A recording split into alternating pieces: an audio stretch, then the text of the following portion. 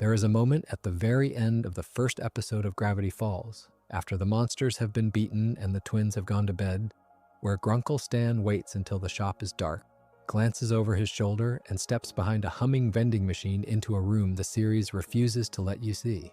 A few seconds, no dialogue, and then the credits roll. The kids never notice. Most first-time viewers do not either. And that one small, unexplained gesture is the thread the whole show will spend 2 summers pulling on. Tonight, from Pine Hat, we are going all the way back to the beginning, walking through every episode of Gravity Falls Season 1, the entire first summer, from the journal in the forest to the machine in the dark. So get comfortable, turn the lights down low, let your eyes go soft. And if you have not subscribed yet, it really does help us keep making these. Before any of the monsters, before the ciphers, before the demon, there is a family and there is a summer that is already running out even as it begins. Hold on to that through everything that follows, because Gravity Falls disguises itself so well. On the surface, it is a bright Disney cartoon about 2 12-year-old twins solving supernatural mysteries in a weird little town. And for long stretches, that is exactly what it is. Monster, joke, chase, resolution. But underneath the summer adventure surface, there is a melancholic core the first season keeps almost hidden.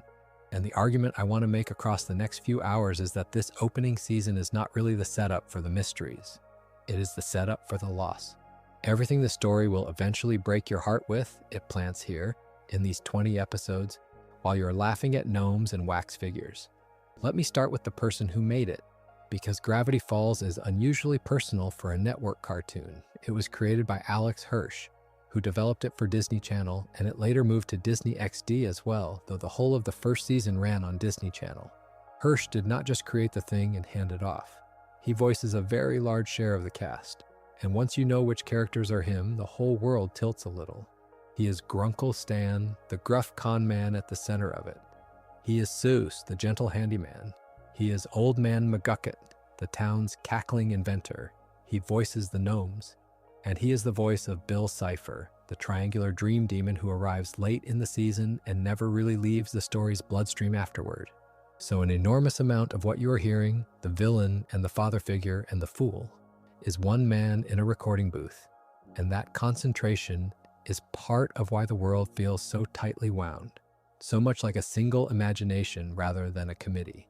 The origin is autobiographical in a way that matters. Dipper and Mabel, the twins, are based on Hirsch and his own real-life twin sister, Ariel Hirsch. Mabel in particular is drawn from Ariel. Across the summers of 1994 to 1998, Hirsch and his sister stayed with their grandaunt, a woman they called Lois, in a cabin in the woods, and that cabin and those summers are the seed of everything. The specifics carried straight through. Ariel really did wear the kind of loud, wacky sweaters Mabel wears in almost every scene. She really did seem to have a brand new crush every single week, which is the exact engine of Mabel's storylines all season long. And she wanted a pet pig, which is the whole reason Mabel eventually gets Waddles. When you watch Mabel fall for a different boy in nearly every episode, you are not watching a lazy running gag. You are watching a brother's affectionate memory of his twin sister at 12, turned into a character. That is why it lands warmer than it should. There is real love underneath the joke, and you can feel it even before you know where it came from. The premise, stripped down, is simple. 2 12-year-old twins, Dipper Pines and Mabel Pines from Piedmont, California, are shipped off to spend the summer with their great uncle in a strange little town called Gravity Falls, in Roadkill County, Oregon. Their great uncle is Stan Pines, and because he is a great uncle rather than a plain uncle, the twins call him Grunkle Stan, a contraction of great and uncle that nobody ever bothers to over-explain. This is worth pinning down early because it is one of the little details people misremember. Stan is not their grandfather. He is not their ordinary uncle. He is their grunkle, their great uncle. And the specific distance of that relationship, close enough to be family, far enough to be a near stranger they have been dumped on, is doing quiet work all season. These are 2 kids sent to live with a relative they barely know, in a lumber town in eastern Oregon that happens to sit on top of a concentration of the supernatural unlike anywhere else. They did not choose this, they were sent. And Gravity Falls never quite lets you forget that the summer has an end date built into it from the first frame. Stan runs a tourist trap called the Mystery Shack, a rickety wooden museum of fake oddities where he overcharges gawking visitors for the privilege of looking at obvious hoaxes. It is a con, essentially, dressed up as a roadside attraction, and Stan works it with total shamelessness. The shack has a small staff who become the found family the whole story is built around. There is Wendy Corduroy, the 15-year-old cashier, laid back to the point of horizontal, and the object of Dipper's hopeless crush all season. She is voiced by Linda Cardellini, and the casting is one of those small perfect choices because Wendy sounds actually cool and actually kind at the same time, which is exactly the trap Dipper falls into. And there is Soos, the handyman, kind and slow and utterly devoted, the sort of adult who is really still a child himself and is all the more lovable for it. The twins are put to work in the shack, doing odd jobs, and that ordinary summer job texture, sweeping floors, running the register, getting yelled at by Stan, is the everyday reality the mysteries keep interrupting. And then there is the object that turns the whole thing on. In the first episode, out in the forest, Dipper finds a journal. It is hidden inside a metal contraption disguised as a tree, a strange, handwritten book cataloging the town's creatures and curses and anomalies. Page after page of monsters and warnings and codes, all written by an unknown hand. On the cover is a golden 6-fingered hand with a number printed on the palm, and that number is 3. This is journal number 3, and the fact that it is numbered tells you immediately, if you are paying attention, that there are others. The journal becomes Dipper's Bible for the summer, the reference he pulls out every time something impossible happens, and it becomes the engine of the plot, because whoever wrote it, this figure known only as the author, clearly knew things about Gravity Falls that no one should know, and clearly disappeared before finishing the job. Who wrote these journals, why there are 3 of them, and what happened to the person with 6 fingers on his hand, is the central mystery the whole series is built around. And I want to be careful here because this is a Season 1 retrospective, and I'm going to hold the line on spoiler discipline all night. In the first season, the author's identity is never revealed, not once. He is a hand, and a handwriting, and a hole where a person should be. The answer belongs to the second season, and I am not going to hand it to you early, because the entire point of watching this season is living inside that not knowing. There is one more thing to say before we walk in the door, and it is about the shape of the whole thing. Gravity Falls is finite by design. It ran for 2 seasons, 40 episodes, plus a run of shorts, and then it ended. And it ended because Alex Hirsch chose to end it. That decision was not a cancellation. Hirsch was explicit that the story was not being killed off, it was being finished, and that ending, it was entirely his choice. He had always conceived of it as a finite story about one epic summer, and a story about a summer has to end when the summer does.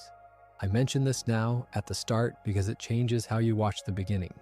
Most shows want to run forever and pretend the status quo is eternal. This one knew from the pilot that it was a countdown. The kids are 12. The summer is temporary. The magic has an expiration date. And Season 1, for all its Monster of the Week brightness, is the front half of a goodbye you cannot see coming yet. So let us walk in the door and let us do it the way the story wants to be watched, in order, one episode at a time, because Gravity Falls is serialized in a way most cartoons of its era were not. And the mysteries only make sense if you let them build the way the first audience had to. The first episode is called Tourist Trapped, and it premiered on June 15, 2012 as a preview airing, with the series settling into its regular weekly slot at the end of that month on June 29th. That double date is a small point of confusion people still argue about, whether the 15th or the 29th counts as the real premiere.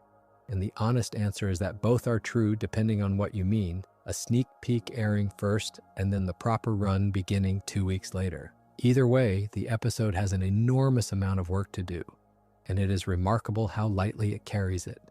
In roughly 20 minutes, it has to introduce the town, the shack, Stan, Wendy, Soos, both twins, the tone, the journal, and the entire premise, and it does all of that while telling a complete and genuinely funny monster story on top.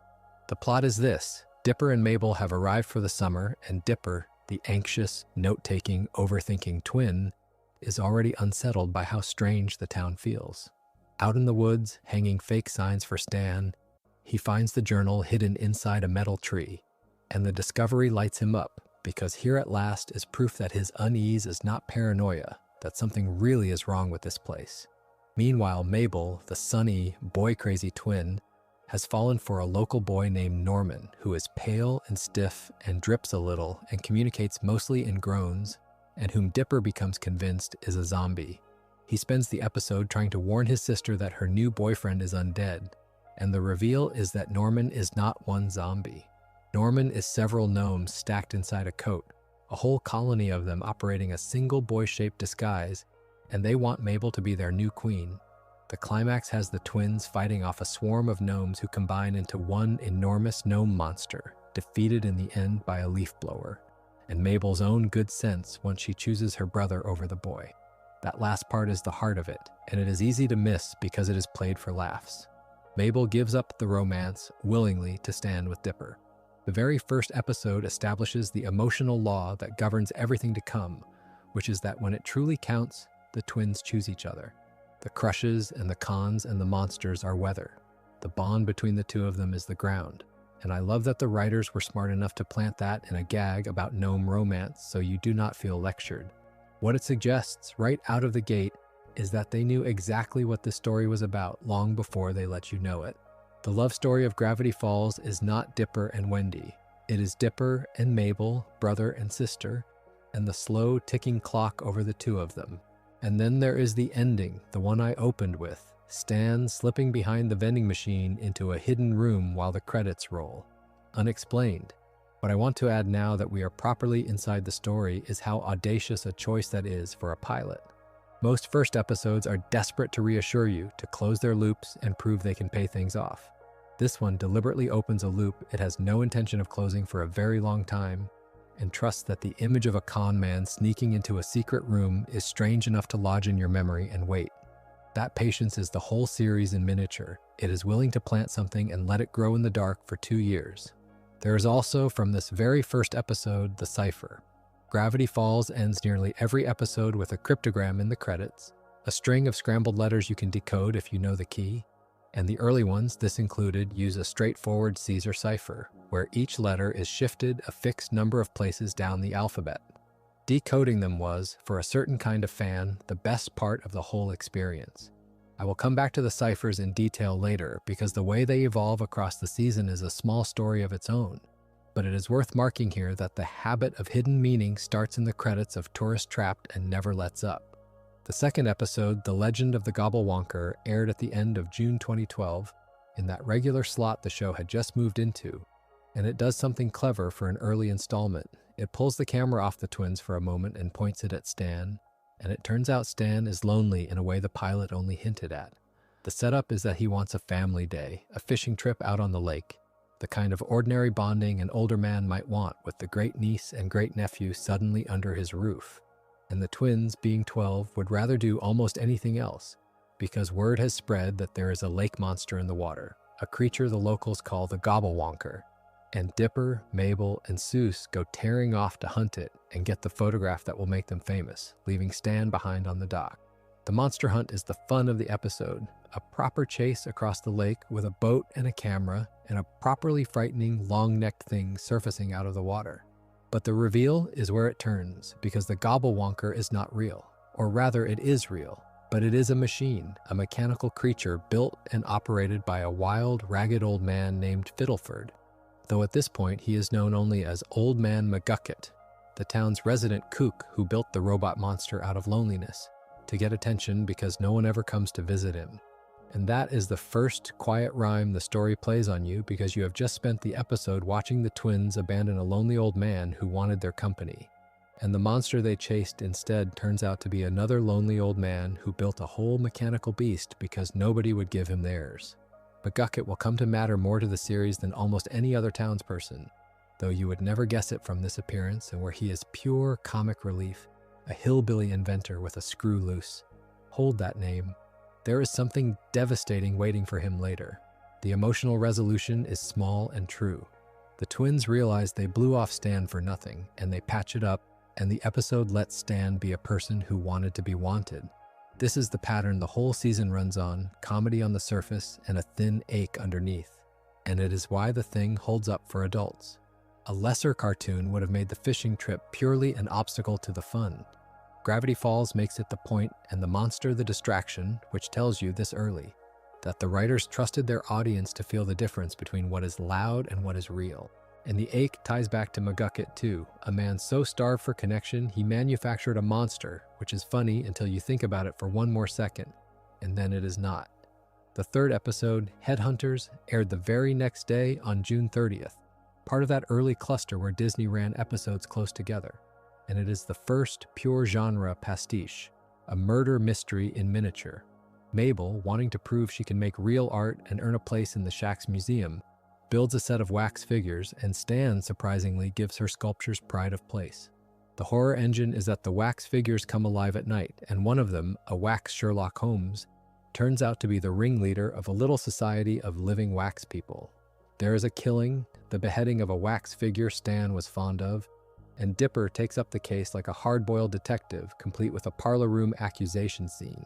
The villain is a melting wax Sherlock Holmes, furious at being abandoned and forgotten in storage. Once again, look at what the monster actually wants: abandonment, neglect, being left in the dark and forgotten. This story keeps handing its villains the same wound over and over, dressing it in a different costume each week. And that repetition is not laziness, it is a theme announcing itself. Almost everyone who turns monstrous in Gravity Falls does it because they were left alone too long. The fourth episode is the one that changes the shape of the season because it introduces the antagonist who will haunt the rest of it. It is called The Hand That Rocks the Mabel. It aired in early July 2012, and it gives you Lil Gideon.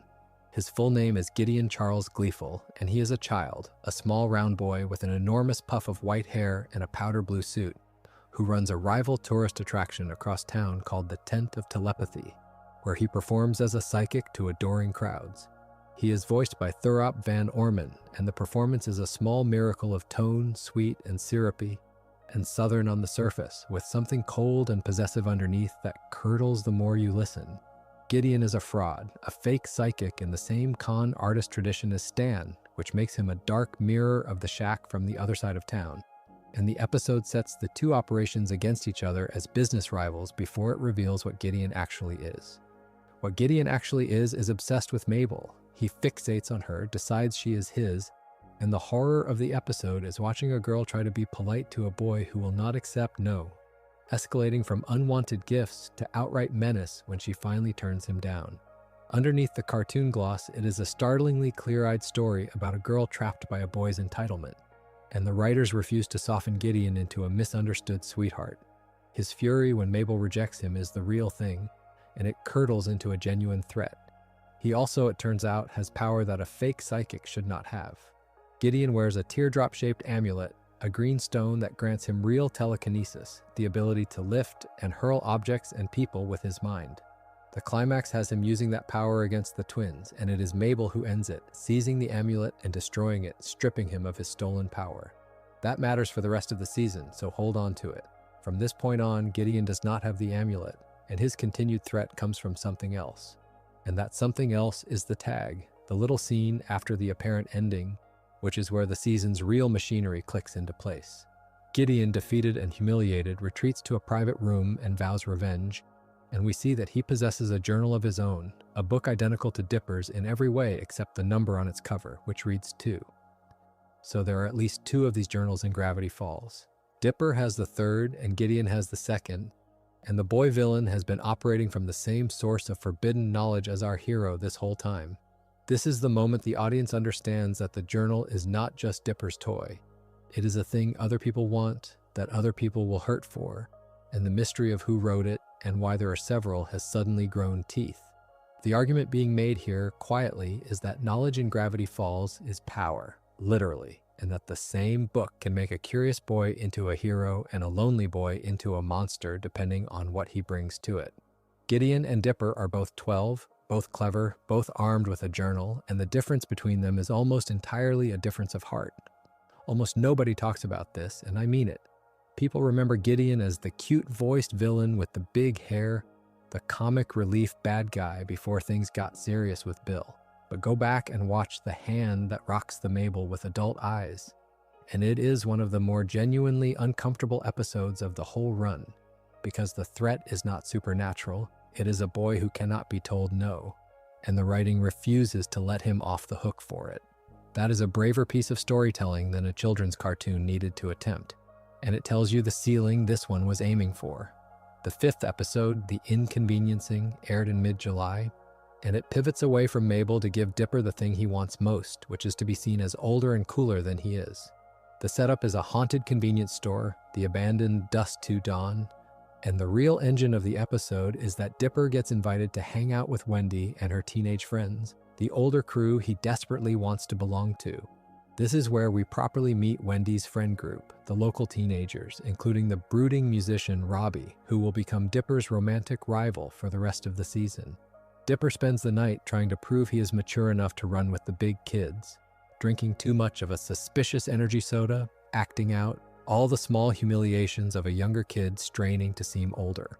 And the ghosts of the store, an elderly couple who died of shock when teenagers behaved rudely in their shop, are enraged specifically by youth and disrespect, which puts Dipper in the position of having to embarrass himself to act as young and silly as he actually is, in order to save everyone. The lesson lands gently. He wins by being a kid instead of pretending not to be one, and Wendy likes him more for it, not less. Threaded into the season's larger design, this is the first real statement of Dipper's core tension. The boy in a hurry to grow up inside a story that is, underneath everything, mourning the fact that he is about to. The 6th episode, Dipper versus Manliness, aired in late July, and it stays with Dipper's anxiety about being small and soft in a world that seems to reward being large and hard. Stung by being called unmanly, he goes into the woods looking for the manliest creatures he can find, and he finds them, a herd of enormous, bellowing, muscle-bound beasts called the Manitors, half man and half bull, who agree to train him in the ways of manliness. The training is a parade of chest-beating and roaring and pain, and the final test they set is to hunt down and kill a monster called the multi-bear, a many-headed beast who lives in a cave in the mountains.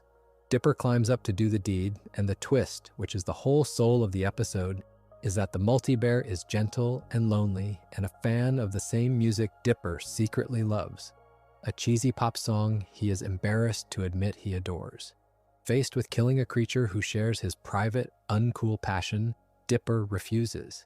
He decides that real manliness is doing what is right even when the manly crowd is screaming at you to do otherwise, and he walks away from the Manitor's approval rather than murder someone for it.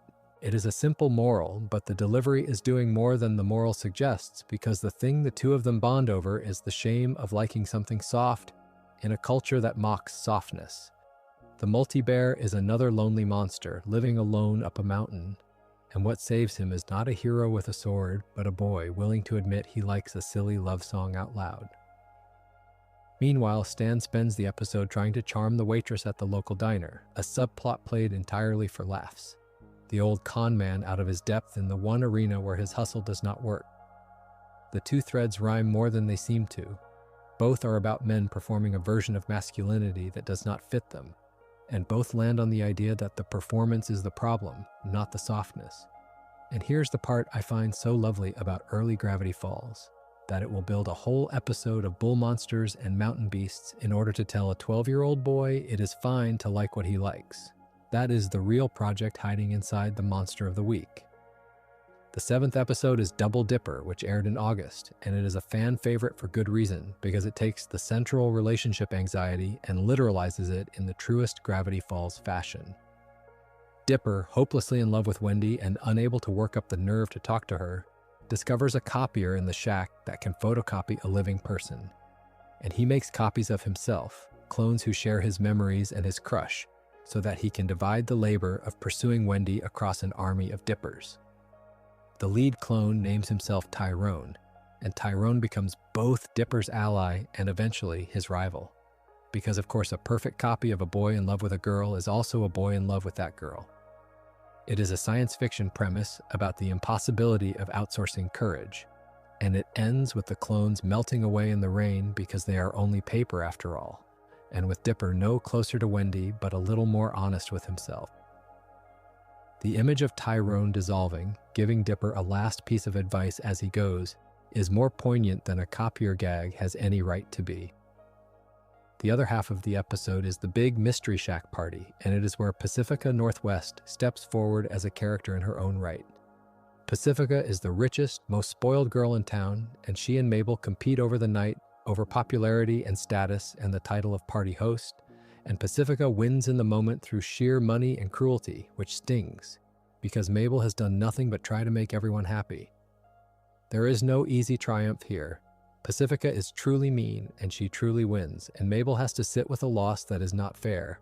And there is something honest in that, because the world of 12-year-olds is full of unfair losses to richer, meaner kids. Pacifica will get a much more complicated arc later in the series, but here she is, simply the wall Mabel runs into, the reminder that being kind does not guarantee winning. Laid next to Dipper's melting clones, this makes Double Dipper really one story told twice. The story of wanting something badly and learning that no shortcut, not a copier, not a party, will hand it to you. You have to become the person who can actually reach for it. The 8th episode, Irrational Treasure, aired in the middle of August, and it is the show at its most gleefully conspiratorial, a small-scale parody of national treasure hunt movies that also does real work on the town's mythology. It begins with Pacifica humiliating Mabel again, this time for being silly, for being random and goofy and uncool. And Mabel takes it to heart in a way that stings because being ridiculous is the thing she is best at and the thing she is proudest of. So the emotional through line is Mabel wondering whether her whole personality is a flaw. Meanwhile, Dipper stumbles onto a document that suggests the town's official history is a lie. Gravity Falls celebrates a founder named Nathaniel Northwest, Pacifica's ancestor, the great man whose statue stands in the square and whose family has traded on that legacy for generations. And the twins discover, following a trail of hidden clues through the town, that Nathaniel Northwest did not found the place at all. He was a fraud. The Northwest family's entire claim to nobility is built on a stolen story. The real founder, they learn, was a man named Quentin Tremblay, an absurd, joyful, completely incompetent figure the history books buried, presented as the 8th-and-a-half president of the United States, so disastrous and so silly that the government erased him from the record entirely and preserved his body in a block of peanut brittle. When Tremblay springs back to life, he is the patron saint of exactly the quality Pacifica mocked Mabel for, pure uncool silliness, and Mabel realizes that the town's true founder was a goofball. That ridiculousness is not a weakness to be ashamed of, but something closer to a superpower. She keeps the secret that would humiliate the Northwests, not out of fear, but out of a kind of grace, and she walks away having chosen to be exactly who she is. The Northwests, meanwhile, are established as the town's corrupt aristocracy, a family whose wealth and status rest on a generations-old lie, and that rot in the Northwest name is a seed the series will pay off much later. What Irrational Treasure argues underneath the peanut brittle gags is that the official version of any story is worth being suspicious of, that the statue in the square might be honoring a con man, and that the goofy kid everyone laughs at might be carrying more truth than the respectable people ever will. For a story this obsessed with hidden codes and buried history, that is practically a mission statement. The 9th episode is The Time Traveler's Pig, and it is one of the sneakily important installments of the whole first season, though it is dressed as a fair day romp. It aired in late August, and it introduces a time traveler named Blendin Blandin, a hapless agent from the future whose time-measuring device falls into Dipper's hands. The setup is that at the town summer fair, Dipper does something clumsy that ruins his chances with Wendy, and when he gets his hands on the ability to travel back a few minutes and redo events, he starts using it obsessively, resetting the day over and over, trying to engineer the perfect version where Wendy ends up his. And every time he perfects his own storyline, something in Mabel's day goes wrong, because in the original timeline, the one where Dipper fails with Wendy, Mabel wins a pig. That pig is Waddles. Mabel wins him at a guessing booth by correctly guessing his weight, 15 pounds, and the animal was even labeled with a name based on that weight before she renamed him Waddles, and loved him instantly and completely, the way only Mabel can love something. Waddles is not a prop. He becomes one of the truest and simplest relationships in the entire series, and he arrives here in episode 9, which means anyone who pictures Waddles trotting around the shack from the beginning is misremembering. There is a whole third of the season before the pig exists, and the crux of the episode is the choice Dipper is finally forced to make, because he cannot have both. He can have the timeline where Wendy is his, or he can have the timeline where his sister keeps the pig she adores, but not both. And after all that scheming to win the girl, he gives it up. He chooses the timeline where Mabel keeps Waddles, and he stays exactly as far from Wendy as he was before. He hands his own happiness back so his sister can keep hers, and he does it without her even knowing what it cost him. That is the emotional law from the pilot, made concrete and made to hurt a little. When it counts, the twins choose each other, and here Dipper pays the full price of that in the currency he cares about most, and asks for nothing back. This is the part that gets me, honestly, because the show never underlines it. Mabel does not learn what Dipper sacrificed. She just gets to keep her pig and be happy. And Dipper carries the cost alone and quietly, and the episode trusts you to notice. That is the kind of writing that makes people who watch this as kids come back to it as adults and find it has grown a second floor they never saw. The 10th episode, Fight Fighters, aired in mid-September, and it takes Dipper's simmering rivalry with Robbie and blows it up into something out of an arcade cabinet. Robbie, Wendy's older boyfriend, has been needling Dipper all season, and here the humiliation boils over into a challenge to a fight, a real one, that Dipper is far too small and far too scared to win. Cornered, he does what these characters are always tempted into doing, reaches for a supernatural shortcut, and out of an old fighting game in the Shack's arcade, he accidentally summons a pixelated warrior into the real world. A hyper-violent brawler named Rumble McSkirmish, a walking parody of every 1990s fighting game hero who exists only to find Dipper's enemy and, in the language of the game, finish him. What starts as a revenge fantasy quickly becomes a nightmare because Rumble does not understand mercy or proportion. He is a program built to destroy, and he hunts Robbie through the town with genuine murderous intent. The lesson is one the season keeps circling, the danger of borrowing someone else's strength to settle your own scores. Dipper has to admit that he lied, that he never actually beat Robbie in order to break Rumble's programming and save the boy he hates, and there is a real cost to the humiliation of that confession. The episode sits him down in front of the truth that violence borrowed from outside yourself does not make you braver, it just makes you dangerous. And that standing up for yourself and wanting someone destroyed are two very different things. Alongside it runs a Soos subplot about conquering a private fear, the gentle handyman forcing himself up somewhere high and terrifying, and it is a nice counterweight, real courage in the same episode that dismantles the fake kind.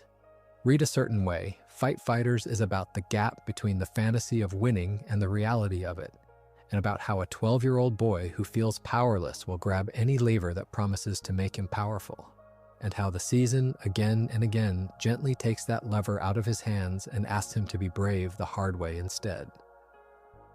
The 11th episode is Little Dipper, which aired at the end of September, and it braids two threads that turn out to belong together: Dipper's insecurity about his height and Gideon's ongoing scheme to seize the Mystery Shack. The comedic engine is that Mabel is very slightly taller than Dipper, a fraction of an inch he cannot stop obsessing over. Because to a boy already anxious about being small and young, being shorter than his twin sister is a fresh humiliation. So when the twins discover crystals in the forest that can bend light into a ray that grows or shrinks whatever it touches, Dipper sees a chance to finally be taller. It is another shortcut, another borrowed power, and it goes wrong the way they always do. The Gideon half is where the menace lives. He breaks into the shack, still hunting for a way to take it from Stan, and he gets hold of the shrinking power and uses it on the twins, reducing Dipper and Mabel to tiny, helpless figures he can trap in a jar. And the sequence of the miniature twins trying to survive and escape a boy who now towers over them like a giant is properly tense. It also gives us one of the eeriest images of the early series, a glimpse of just how far Gideon's obsession with Mabel has gone, the private evidence of a fixation that has curdled into something you would call stalking if the show were live action. It plays at the edge of comedy, but the edge is real. Gideon is not a joke villain here. He is a child with real power and a real fixation and no break on either, and the season keeps steadily raising the temperature on him. Dipper, for his part, ends up having made peace with his height, having learned that the shrinking and growing was never going to fix the thing that actually bothered him, which was the feeling of being small in every sense. Not just the literal one, The writing is patient with that feeling. It never tells him he is wrong to want to be bigger. It just keeps showing him that the magic cannot give him what he is really after, which is time and the certainty that comes with growing up. And those are the two things Gravity Falls can never hand anybody. The 12th episode, Summerween, aired in early October 2012, and it is the show's Halloween special in disguise, built around an invented town holiday. Gravity Falls, being the kind of place it is, does not settle for one Halloween a year. It has a second one in the middle of summer, called Summerween, complete with jack-o'-lanterns and costumes and trick-or-treating, and the episode uses it to press on Dipper's oldest sore spot, the fear of being seen as a child. He wants to be too cool for trick-or-treating now, especially with Wendy and the older teenagers around, and he tries to bow out of the whole childish ritual. The plot forces him back into it because a monster called the Summerween Trickster appears and demands that the kids collect a certain amount of candy or be eaten, and so Dipper, Mabel, Soos, and the younger kids have to go door to door in costume, on a deadline, with their lives on the line. The Trickster is one of the show's more strikingly grotesque creations, a lurching thing stitched together from discarded, unwanted candy. And its origin is a small, sad joke, a creature made of the treats nobody wanted, demanding to finally be wanted in the only way it understands. But the character who carries the episode is Soos, because Soos is an adult who never stopped loving Summerween, who throws himself into the childish delight of it without a shred of embarrassment, and he becomes a gentle model for Dipper of what it looks like to keep a door open to joy even after you are technically too old for it. That is a different note than the season usually plays with Dipper's rush to grow up. Most of the time, it quietly tells him to slow down and be a kid while he can. Summerween adds the other half of the thought, through Soos, that being a kid is not something you have to leave behind entirely when the summer ends, that some people carry the delight with them into adulthood and are better for it.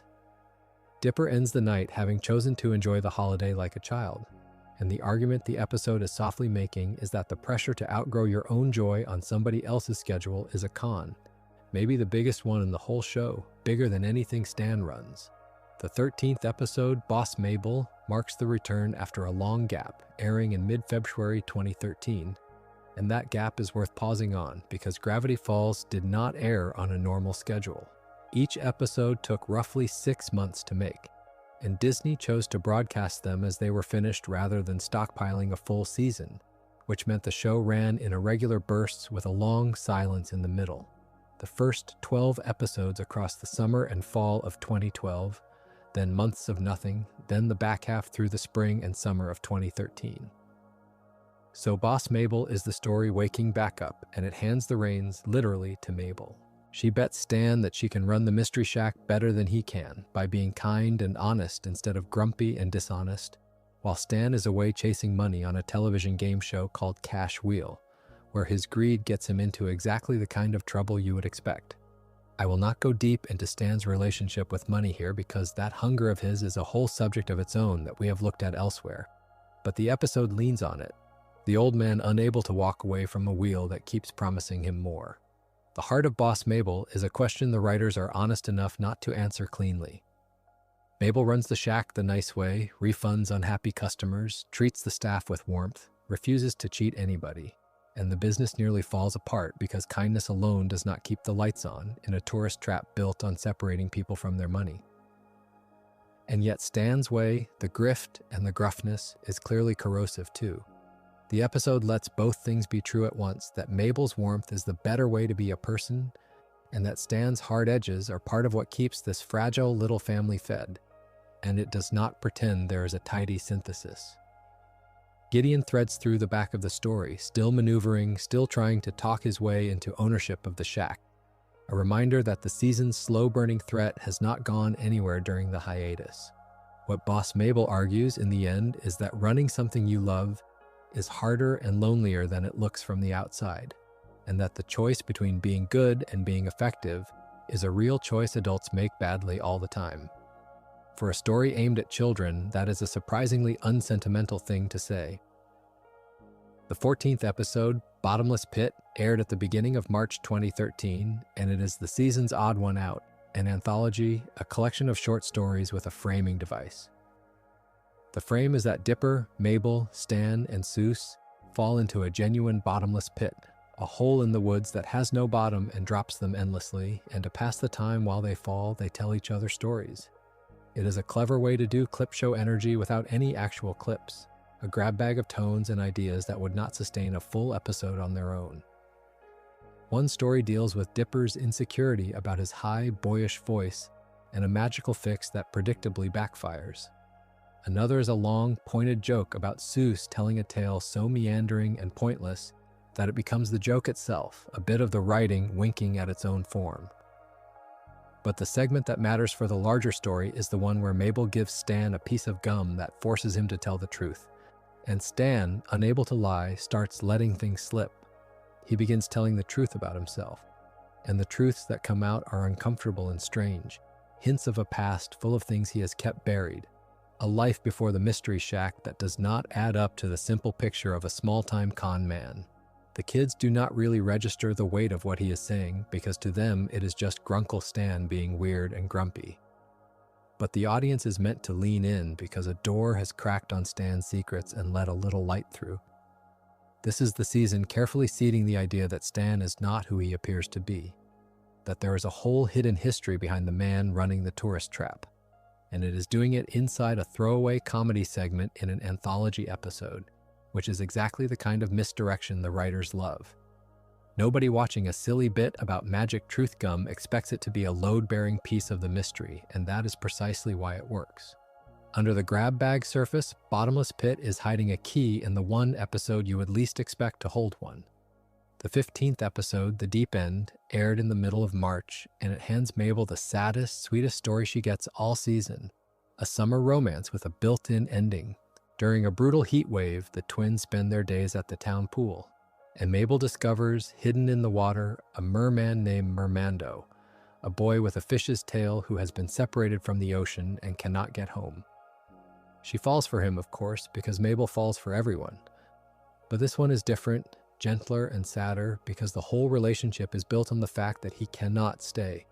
He belongs in the sea, she belongs on land, and the entire arc of their romance is Mabel working to free him and send him away, loving someone specifically in order to lose him. There is a genuinely tender beat when she finally helps him back to the water and they say goodbye, both of them understanding that this was never going to be anything but temporary. And that is the quiet devastation the episode is built on, because it is a rehearsal, a small-scale model of the thing the whole show is heading toward.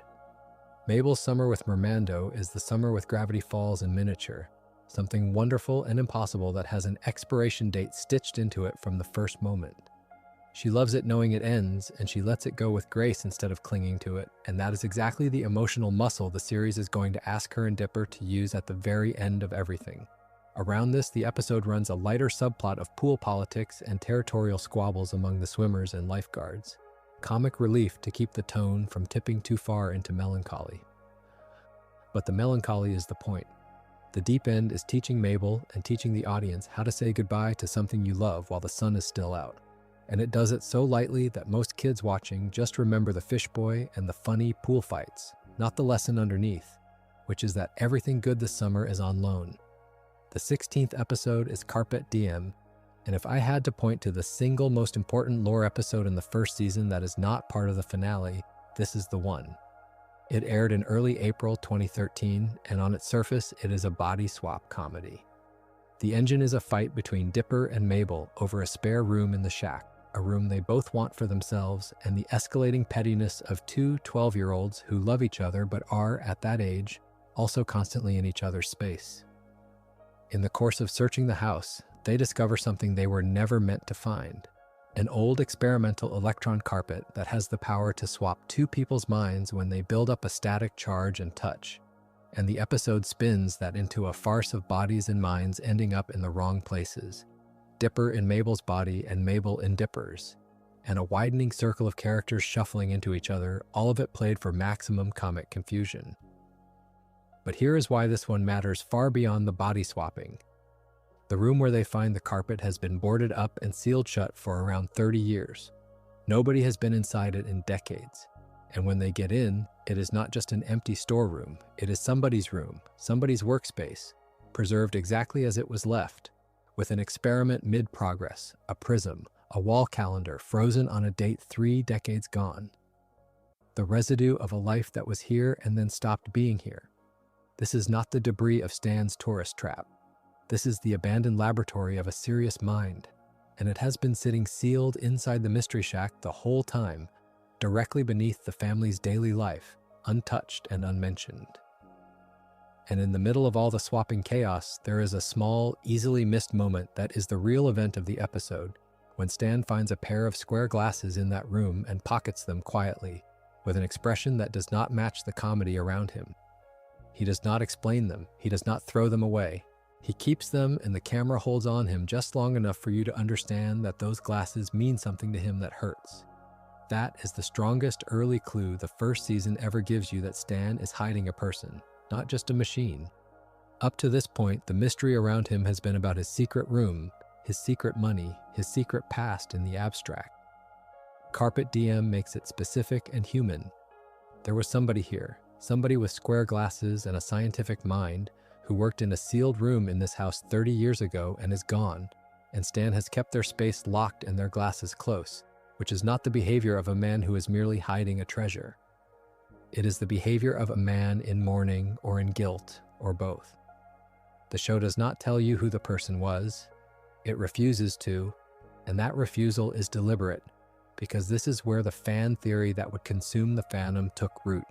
The theory of the secret twin, the idea that Stan Pines has a brother he has never mentioned, and that the whole architecture of the story, the journals with the 6-fingered hand, the hidden lab, the portal, all of it traces back to a missing family member. I'm going to hold the line and not narrate the answer because in the first season there is no answer. There is only a sealed room, a preserved experiment, and a pair of glasses in an old man's pocket. The confirmation of who that room belonged to comes in the second season, and it is not my job tonight to reach forward and take it from you. What I will say is that going back to Carpet Diem after you know everything is one of the strangest experiences the show offers because the episode is genuinely funny, a top-tier body swap farce. And it is also, in retrospect, quietly heartbreaking because you now understand what Stan is looking at when he holds those glasses, and you understand that he has been carrying this grief in complete silence through every joke and con and grumpy line the season has given him. That double vision, the comedy on first watch and the tragedy on the rewatch, is the thing Gravity Falls does better than almost any show of its kind, and Carpet Diem is the clearest single example of it in the first season. The twins, for their part, resolve their room fight by realizing they would rather be near each other than have their own space, that the thing they were fighting over is less valuable than the person they were fighting with, which is again the story restating its one true law in a new costume. But the glasses are what you remember. The glasses are the episode reaching 30 years into the past and pulling up the first solid evidence that this cheerful summer show has a genuine tragedy buried under its floorboards. The 17th episode, Boys Crazy, aired in mid-April, and it runs 2 romance gone wrong stories side by side, one for each twin. Mabel's story is about a boy band called Several Temes, 5 identical, sweet, empty-headed pop stars who turn out to be literal clones, grown in a vat and kept prisoner by their manager. And Mabel, in a burst of her boundless heart, frees them and tries to keep them as pets, hiding 5 full-grown boy band clones in the shack's attic. It is a broad comedy about fandom and possessiveness, about loving something so much you would cage it, and she has to learn to let them go, to set the clones free to live their own lives rather than keep them as living dolls. It rhymes gently with the Mermando goodbye from 2 episodes earlier, Mabel learning again that love sometimes means release. Dipper's half of Boys Crazy is the one that moves the season's chess pieces because it is where the Wendy and Robbie relationship finally breaks. Dipper discovers that Robbie won Wendy back using an underhanded trick, a song with a hidden subliminal message buried in it, a manipulation rather than an honest feeling. And Dipper is caught between wanting Wendy free of Robbie and wanting her for himself, which muddies his motives in a way the writing is careful about. When the truth comes out, when Wendy learns that Robbie manipulated her feelings with a trick, she breaks up with him, and she is furious. And crucially, she is also briefly furious at Dipper, because his interference, however well-intentioned, was still interference in her life by a boy who wanted something from her. He does not get off clean here. He gets the outcome he wanted. Wendy and Robbie are done, but he does not get Wendy, and he is made to feel the difference between helping someone and manipulating them toward the result you prefer, which is uncomfortably close to what Robbie did.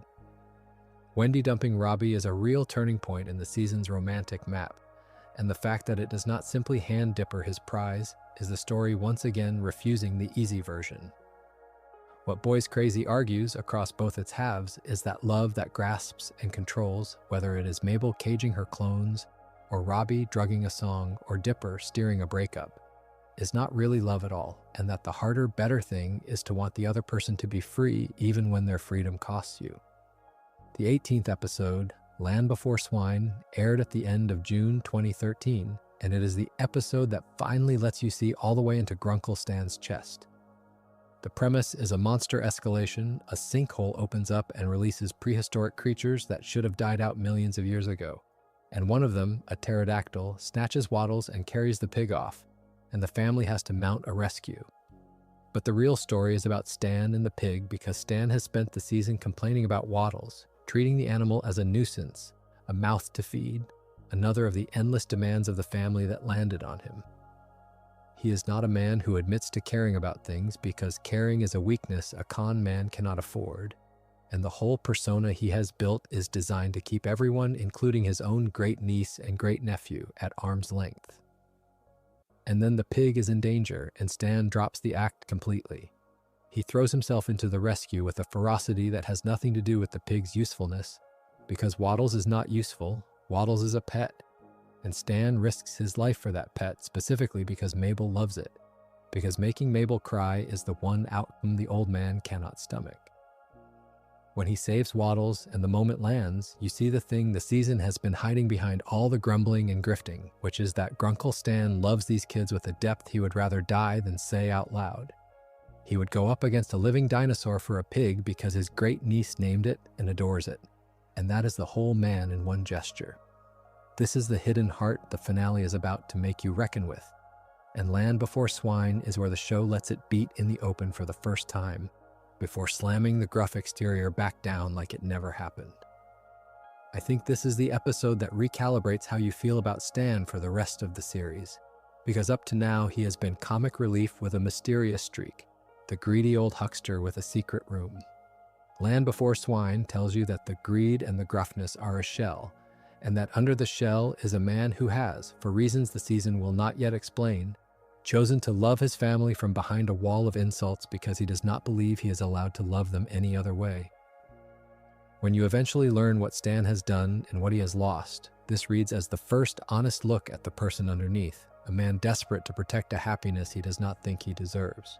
And it is smuggled, as usual, inside a silly story about a dinosaur stealing a pig, which is exactly where Gravity Falls always hides its most sincere feelings, in the last place a cynical viewer would think to look for them.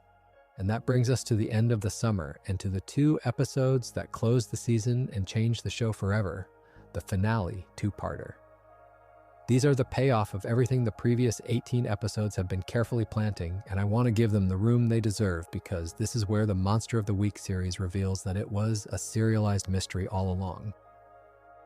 The 19th episode, Dreamscaperers, aired on July 12, 2013, and it is the episode that matters more than any other in the first season because it is where Bill Cipher walks into the show. Gideon, who has been circling the Mystery Shack all season, finally decides that the only way to take it is to get the combination to Stan's safe, where the deed to the property is kept, and the way he chooses to do it is to summon a demon. He performs a ritual and calls up a being called Bill Cipher, and the introduction lands with almost casual confidence. Bill is a floating, one-eyed, 2-dimensional triangle, bright yellow, with a little black top hat and a bow tie and a single enormous eye, and he speaks in the voice of Alex Hirsch, pitched into a manic, echoing register that manages to be charming and menacing in the same breath. He calls himself a dream demon, and his domain is the mindscape, the world of dreams and thoughts, and he agrees to enter Stan's mind and steal the combination Gideon wants. What makes Bill work immediately is that he is not scary in the way monsters are scary. He is friendly, he is funny, he cracks jokes, he is delighted with himself, he treats the whole cosmic horror business of invading a man's mind like a fun afternoon out. and that cheerful, chaotic affability is far more unsettling than any growling beast the show has produced so far, because you cannot predict him and you cannot appeal to him. He drops strange, portentous non sequiturs, little cryptic warnings dressed up as jokes, telling the heroes that reality is not what they think it is, and that a darkness is coming, and then laughing it off, and the writing is careful to make those throwaway lines feel like they might matter more than anything else said all season. Bill knows things. That is the horror of him. He talks like someone who has read the last page of the book and finds your struggling on the early pages hilarious. To stop him, Dipper, Mabel, and Soos use the journal to follow Bill into Stan's mind, and this is where the episode does something braver than a monster fight. It takes the audience inside Grunkle Stan's head, into his memories and his fears, and it lets the kids and us see fragments of the private inner life of a man who never shows anyone anything. Some of what they find hurts. There is a moment where Dipper, wandering through Stan's memories, glimpses evidence that seems to say Stan does not really care about him, that he is a burden the old man tolerates, and it lands like a blow, because Dipper has spent the summer wanting Stan's approval more than he would ever admit. But there is also, elsewhere in that same mind, evidence of the opposite, glimpses that reveal the gruffness is a cover for real affection, that the man does love these kids and simply cannot say it. The mindscape lets the show tell you the truth about Stan sideways, through the architecture of his own memories, and it is a beautiful piece of construction because it pays off everything Land Before Swine hinted at, just an episode later, and it does it in the middle of a fight with a demon. The heroes defeat Bill, but the way they defeat him matters, and this is a point people misremember, so let me be precise about it. They do not destroy him. They cannot. They beat him inside the mindscape. They outmaneuver him on his own turf and force him out of Stan's mind before he can hand Gideon the combination. But Bill is not killed, not banished for good, not dealt with. He leaves on his own terms, laughing, and he leaves a promise behind him that he will be watching, that this is not over, that he has taken an interest now. In the first season, Bill Cipher is a threat that exists entirely in dreams and minds. He cannot yet touch the waking world. He can only reach the characters when they are asleep, or when someone foolish invites him in, and the heroes survive their first encounter with him not by winning, but by surviving and evicting him. Everything about the scale of what Bill actually is, where he comes from, what he wants with Gravity Falls, and the catastrophe he is building toward is held back. The series would eventually reveal that Bill is far older and far more dangerous than a single dream demon summoned by a jealous boy, that his history with this town runs decades deep, but none of that is on the table in Dreamscapers. Here he is simply a villain who is fun to watch and impossible to trust, the strangest presence the show had produced yet, introduced with a wink and a threat. I think Dreamscapers is the episode where casual viewers realized they were watching a much longer game than they had assumed. For 18 episodes, Gravity Falls had looked like an unusually clever Monster of the Week cartoon with a couple of mystery threads running underneath. And then it summons a being who talks like he knows the ending, who treats the heroes like ants, who leaves promising to return. And the floor drops out of the whole genre. Suddenly the journals and the secret room and the six-fingered hand and this triangle who knows too much all feel like parts of one enormous machine you're only seeing the edges of. That is a remarkable thing to pull off 19 episodes in, to retroactively make everything you have watched feel like foreshadowing. And Bill is the hinge it swings on, which is why, of all the things the first season introduced, he is the one that outlived the show itself and became the face of it. He arrives here in the penultimate episode, and he never really leaves the audience's head afterward, which is exactly the kind of joke a dream demon would appreciate. The 20th and final episode of the season, Gideon Rises, aired on August 2nd, 2013, and it is where every thread the season has been holding gets pulled tight at once. It opens in the worst possible place. Gideon has won. Through the scheming that has run under the whole season, he has managed to take legal ownership of the Mystery Shack, and the Pines family has been evicted from their home, reduced to living out of Stan's car, and Gideon has transformed the shack into a garish monument to himself, a theme park to his own ego.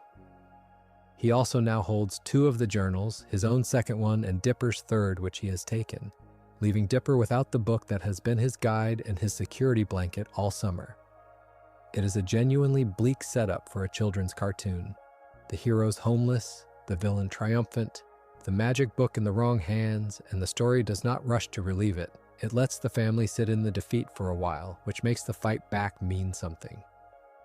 The climax escalates into spectacle because Gideon, drunk on victory, builds an enormous robot in his own likeness, a towering mechanical Gideon that he pilots to hunt the twins across the town when they try to take back what is theirs. And the way they defeat him is perfect for the season because it is not through greater power. Dipper and Mabel do not outmagic Gideon, they out him.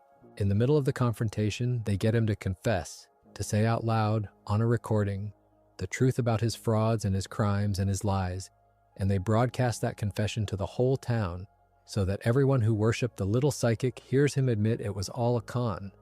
Gideon is undone by the exact thing he was built on, deception, turned back against him, exposed in front of the audience he spent his whole life manipulating. The town turns on him, the authorities take him away, and the boy who spent the season menacing Mabel and coveting the shack ends it in a jail cell, small and defeated and finally powerless. The shack is returned to the family. Dipper gets journal number 3 back. On its own terms, as the resolution of the Gideon arc, it is deeply satisfying, the human villain of the season beaten by honesty and by the twins refusing to give up on each other. But the episode is not over when Gideon loses, and this is the part that turns a good season finale into one of the endings people would argue about for years afterward. In the aftermath, with the family home again and the danger past, Stan calmly gathers something. He collects the journals. He has journal number 2, and he has journal number 3, and then he does the thing that recontextualizes the entire season. He reveals that he has had journal number 1 all along hidden away, his own copy, the first of the 3. All 3 journals, the complete set, in Stan's hands. The old con man, the greedy huckster, the comic relief grandfather figure, has been holding the final piece of the central mystery in secret since before the twins ever arrived. And he takes the 3 books, and he goes to the gift shop, and he steps up to the vending machine, the same vending machine he disappeared behind at the very end of the very first episode. And he keys in a code, a sequence the show finally shows you, AB1C3, and the machine swings open and Stan descends. What is underneath the mystery shack is not a treasure room. It is a laboratory, a vast, humming, underground laboratory that has been sitting beneath the family's daily life the entire summer, beneath every joke and con and monster hunt. And at the center of it is a machine, an enormous portal, dormant and waiting. Stan takes the 3 journals, each of which holds a piece of the instructions, and he lays them out together, and he reads the blueprints they combine to form, and he begins to work. He is not confused by this place. He is not discovering it. He knows exactly what it is and exactly what he is doing, which means he has been coming down here in secret this whole time for reasons the season absolutely refuses to explain. And in the final moments, he activates the portal. The machine roars to life, energy pouring off it, and the season ends there, on the image of a man who has spent decades pretending to be a fraud, standing alone in a hidden lab, powering up a device that bends reality for a purpose you do not know, toward a goal you cannot guess. I want to be careful here because this is exactly the place a retrospective can betray its own premise by reaching forward. In the first season, that is the entire reveal. Stan has the 3 journals. There is a portal under the shack. He knows how to run it, and he has turned it on. Who built it, who wrote the journals, who the person with the square glasses and the 6-fingered hand was, what the portal is for, and what Stan has been trying to do down there in the dark, all of that is withheld. The season ends on the biggest possible question and answers none of it. The genius of the ending is that it reframes every single episode you have just watched. All season, Stan has been the comic obstacle, the greedy old man to be worked around. And in the last 2 minutes, you understand that the cheerful summer show has been sitting on top of this machine the whole time, that under all the monster hunts and the crushes and the tourist traps, a man was secretly building toward something enormous and hidden, and that the true story of Gravity Falls is not the story the twins thought they were living. This is the moment the show stops being a Monster of the Week cartoon with mystery flavoring and becomes retroactively a serialized mystery that was always about Stan and about the journals and about whatever the portal is going to bring through. And here's the reading I keep coming back to about that final image. Everything sweet about the season, the pig, the crushes, the goofy monsters, the growing bond between two lonely twins and the great uncle who did not want them at first. All of it has been unfolding directly above a man's obsession, a secret project he has kept from the very children he was learning to love. Stan spent the summer becoming a family with these kids while hiding a machine under their feet, and the finale makes you hold both truths at once, the warmth upstairs and the obsession downstairs, and understand that they belong to the same man. That is the emotional cliffhanger more than the plot one. Not just what is the portal, but what is Stan willing to do and to risk and to hide to get whatever is on the other side of it. The season ends with the family whole and the ground beneath them humming with a secret, and then the credits roll on one last cipher and the summer, for now, holds its breath. Now that we have walked through all 20 episodes, I want to spend a while on the things that surround them, because Gravity Falls is one of those rare shows where the borders of the story, the credits, the backgrounds, the freeze frames are as much a part of the experience as the plots themselves, and nowhere is that truer than in the ciphers.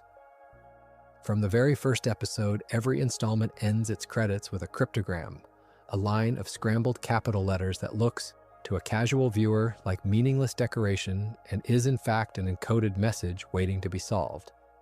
This was not a one-off gag, it was a standing invitation, repeated at the end of every single episode, and it trained the audience to treat the whole thing as a puzzle box rather than a passive experience. What makes the season's ciphers particularly satisfying is that they are not all the same. The difficulty escalates as the summer goes on, and it does it in blocks. The first 6 episodes use what is called a Caesar cipher, the simplest substitution code there is, named for the Roman general who supposedly used it. Every letter is shifted a fixed number of places along the alphabet so that with the right shift number you can slide each letter back into place and read the hidden message. It is the kind of code a clever child can crack with a pencil and a little patience, which is exactly the point, because it welcomes new solvers in without frustrating them. Then, around the 7th episode, the method switches. The middle block of the season moves to an at-bash cipher, sometimes called a mirror cipher, in which the alphabet is reversed onto itself so that the first letter stands for the last, the second for the second to last, and so on down the line. It is a different kind of thinking, a reflection rather than a slide, and solvers who had gotten comfortable with the Caesar shift had to retool. Then it climbs again. From around the 14th episode onward, the credits shift to a system called A1Z26, which is exactly what it sounds like once you say it slowly. A code where each letter is represented by its number in the alphabet, so that the first letter is 1 and the last is 26, and the message arrives as strings of numbers you convert back into letters. And then for the finale comes the reward for everyone who has been paying attention all season. It combines the systems, layering that number for each letter method and the mirror cipher and the Caesar shift together into a single stacked cipher that requires you to peel back one method after another to reach the message underneath. It is a graduation exam. If you solved your way through the summer, you had learned 3 different ciphers, and the finale asked you to use all of them at once. Later in the series, the codes would get harder still, moving to a keyed cipher that needs a password to open. But this first season is the training ground, the place where an entire generation of young viewers learn the basics of classical cryptography from a Disney cartoon without ever being told they were being taught. And the credit ciphers are only the surface layer. The show buries codes and symbols throughout its frames, in signs and wallpaper, in the background of shots. In the little details of the world, and the culture that grew up around decoding all of it is one of the defining features of the fandom. There is a recurring set of symbols, a wheel of images that fans obsessed over, trying to work out what each one meant and how they connected, and the writers fed that obsession deliberately, dropping pieces of a larger puzzle across episodes and trusting the collective intelligence of thousands of viewers with pause buttons to assemble them. This is the register the whole thing operates in, the sense that everything means something, that no detail is accidental, that the background of a shot might contain the answer to a question the foreground has not even asked yet. It is a demanding way to make television, and an even more demanding way to make children's television, and it is a large part of why the show inspired the kind of devotion it did. I keep dwelling on this because it changes what the show is asking of you. Most cartoons ask you to watch. Gravity Falls asks you to investigate. It assumes you are smart, it assumes you are willing to work, and it rewards that work with secrets. And there is something deeply respectful about that assumption, especially aimed at kids. The ciphers are not condescending. They are hard and getting harder, and nobody stops to explain them or hold your hand. They are just there, at the end of every episode, waiting to see who is curious enough to reach for them. And for the viewers who did reach, the ones who sat with a pencil and worked out the shift and read the hidden line, it became something more than a cartoon. It became a correspondence, a private game played between the writers and the audience across the credits of 40 episodes. And that game begins right here, in the scrambled letters at the end of Tourist Trapped, with a Caesar cipher simple enough to say, "Welcome, come in, there is more here than you think." It is worth spending some time on the voices, because the casting of Gravity Falls is a big part of why it feels the way it feels. And because the distribution of roles tells you something about how personal the project was. Dipper is voiced by Jason Ritter, and Ritter gives him exactly the right quality. An earnest, slightly cracking, always trying voice that makes him sound like a boy perpetually a half step out of his depth and pushing forward anyway. Mabel is voiced by Kristen Schaal, whose distinctive delivery, that bright, unpredictable, slightly manic warmth, is so bound up with the character that it's impossible to imagine Mabel sounding like anyone else. Schaal does not so much perform her as inhabit a frequency, and the whole sunny chaos of the girl lives in that voice. Wendy is voiced by Linda Cardellini, who brings a lived-in, easy coolness to the teenage cashier, and Gideon is voiced by Thurop Van Orman, who finds that unsettling sweetness under the southern showmanship, the sugar on top of the threat. But the striking thing, the thing that tells you how much of one person's imagination this is how many of the major roles are played by Alex Hirsch himself. He is the voice of Grunkle Stan, the gruff center of the whole family. He is Soos, the gentle handyman. He is Old Man McGucket, the town's cackling inventor. He voices the gnomes from the first episode. And he is Bill Cipher, the dream demon who becomes the face of the entire series. Stop and consider that for a second, because it means the father figure and the fool and the demon. Three of the load-bearing presences in the story, the man the twins learn to love, the innocent they all protect, and the villain who wants to unmake reality are all the same man in a recording booth, shifting his register. There is something almost mythological about it, one voice playing the guardian and the trickster and the monster, and it gives the production an internal unity a more conventionally cast one would not have. When Stan and Bill share the screen, you're hearing one person argue with himself. Robbie, Dipper's romantic rival, is voiced by T.J. Miller, and Pacifica, Mabel's rival, is voiced by Jackie Buscarino, and the town's bumbling law, Sheriff Blubbs, is voiced by Kevin Michael Richardson, whose deep, warm delivery makes the incompetent lawman weirdly lovable. But it keeps coming back to Hirsch, because a creator who voices that much of his own cast is not just running a show, he is performing it, and you can feel that in the texture of the thing. It sounds like a single person's voice, literally so, and that concentration is part of why it feels so much like a world dreamed up by one imagination rather than assembled by a committee, which is rare for network animation, where the tendency is toward smoothing everything into a house style. Gravity Falls has a house style, but the house belongs to one man, and he lives in most of the rooms. There is a reading that follows from this, which is that a story about a family is being told, in part, by one person voicing most of that family, and that the intimacy of the Pines household on screen echoes the intimacy of its production. The twins are based on Hirsch and his sister. The great uncle is voiced by Hirsch. The handyman who becomes a surrogate son is voiced by Hirsch. Even the villain is Hirsch. So the whole emotional architecture, the found family at the Mystery Shack, is being conjured to a remarkable degree out of a single sensibility, and I think that is why the warmth reads as real rather than manufactured. It is not a writer's room approximating what a family sounds like. It is one person who spent his childhood summers with family he loved, voicing a version of that love from the inside. The performances are good on their own terms, but their deeper effect is cohesion, the sense that everyone in this town, hero and villain and fool alike, came out of the same head and the same heart and belongs together even when they are fighting. There is a practical story behind the season worth telling because it explains the strange rhythm of how it reached audiences. Gravity Falls was not produced the way most cartoons are. Each individual episode took roughly 6 months to complete, an unusually long and careful timeline for animation of this kind, and rather than stockpile a full season and release it all at a steady clip, Disney aired the episodes as they were finished. The result was a broadcast schedule that looks, from the outside, almost broken. The first block ran across the summer and into the autumn of 2012, the first dozen or so arriving between June and October. Then everything went quiet. Months passed with nothing new, a long winter hiatus that tested the patience of a growing fan base. And then the back half returned in the spring of 2013, the episodes trickling out from February through June, before the 2-part finale closed the season across July and August of that year, more than a full year after the premiere.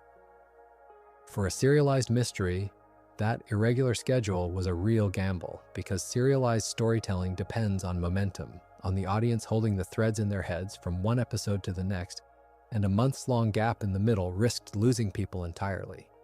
That it did not lose them, that the fan base actually grew across the wait and came back hungrier, is a sign of how much the story had earned their investment.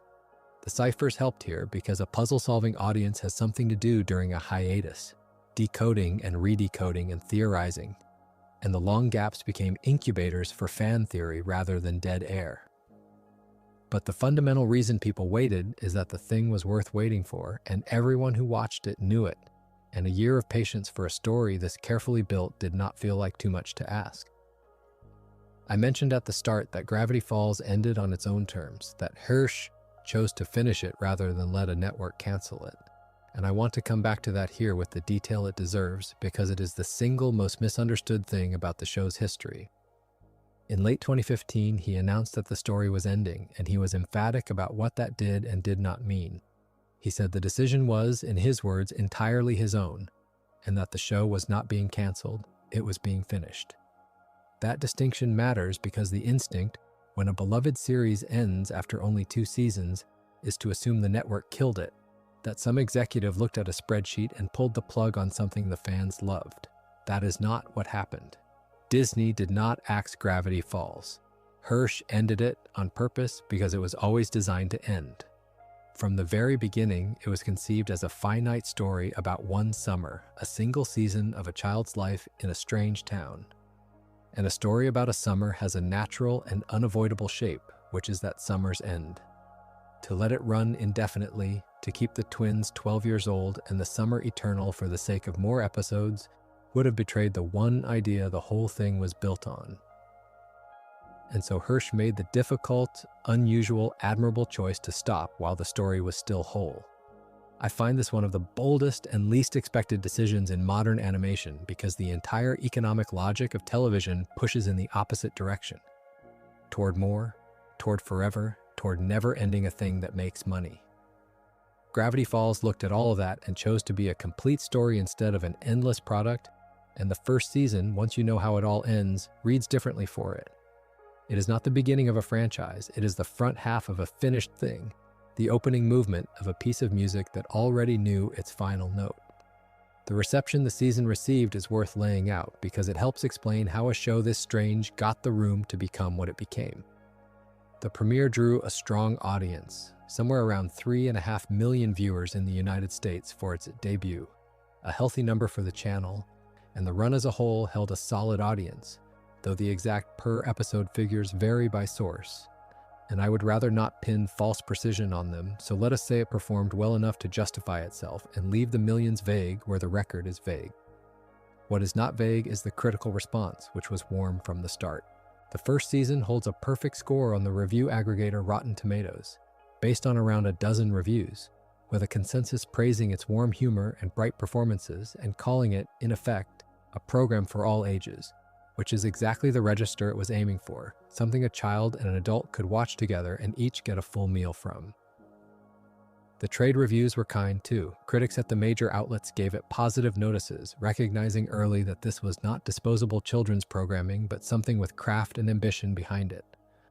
And the awards followed over the life of the series. Across its full run, Gravity Falls collected a substantial haul of industry recognition, including 2 Primetime Emmy Awards, 3 Annie Awards, which are the animation industry's own honors, and a BAFTA Children's Award from across the Atlantic, along with a large number of additional wins and nominations. Those honors belong to the series as a whole, rather than the first season alone. But this opening run is what launched it onto that trajectory, what proved to the industry and the audience that the thing was special. And every award it later won traces back to the summer these 20 episodes first aired. The reception matters for a reason beyond bragging rights, which is that it gave the show cover to keep being weird. A cartoon that debuts to soft numbers and lukewarm reviews gets notes, gets softened, gets pushed toward the safe and the generic. A cartoon that debuts to strong numbers and a perfect critical score earns the trust to keep doing the difficult, patient, mystery box thing it was doing, to keep burying ciphers in the credits and grief in the subtext and season-long arcs under the monster surface. The success of this first run is part of why the second season was allowed to go as dark and as strange and as ambitious as it did. And there is a small irony worth noting, which is that a show this beloved and this decorated still chose to end after 2 seasons, walking away from the exact success that most shows would kill to sustain. The awards and the ratings said, keep going. The story said, stop, and the story won, which tells you everything about the priorities of the people who made it. One small point of housekeeping, since we are being careful with facts. You will sometimes see the premiere date given as the middle of June 2012, and sometimes as the end of that month. And both are defensible, because the very first episode aired as a preview, a sneak peek in mid-June, and then settled into its proper weekly slot 2 weeks later. So if you ever find yourself in an argument about which date is the real premiere, the honest answer is that there were 2 beginnings, a soft one and a hard one, a preview and a launch. And the truth is comfortable holding both at once. It is a fitting detail for a story that loves double meanings, that even its birthday comes with a hidden second answer. Let me spend some time on the town itself, because Gravity Falls, the place is as much a character as any of the people, and its particular texture gets established across these first 20 episodes. It is a small lumber town in the eastern part of Oregon, in Roadkill County, tucked into the woods, the kind of half-forgotten American small town that in a normal show would be sleepy and dull. And here is anything but, because it happens to sit on top of a concentration of the supernatural. What the season does so well is treat the impossible as ordinary. Nobody in Gravity Falls is especially surprised by the monsters. The gnomes and the lake creatures and the size-changing crystals are just part of the local weather, and that matter-of-factness, the way the town shrugs at its own strangeness, is a huge part of the comic voice. The twins are astonished. The town is not. And that gap is a reliable engine of both comedy and unease all summer long. The population is a gallery of oddballs built out steadily, and part of the pleasure is watching the ensemble fill in.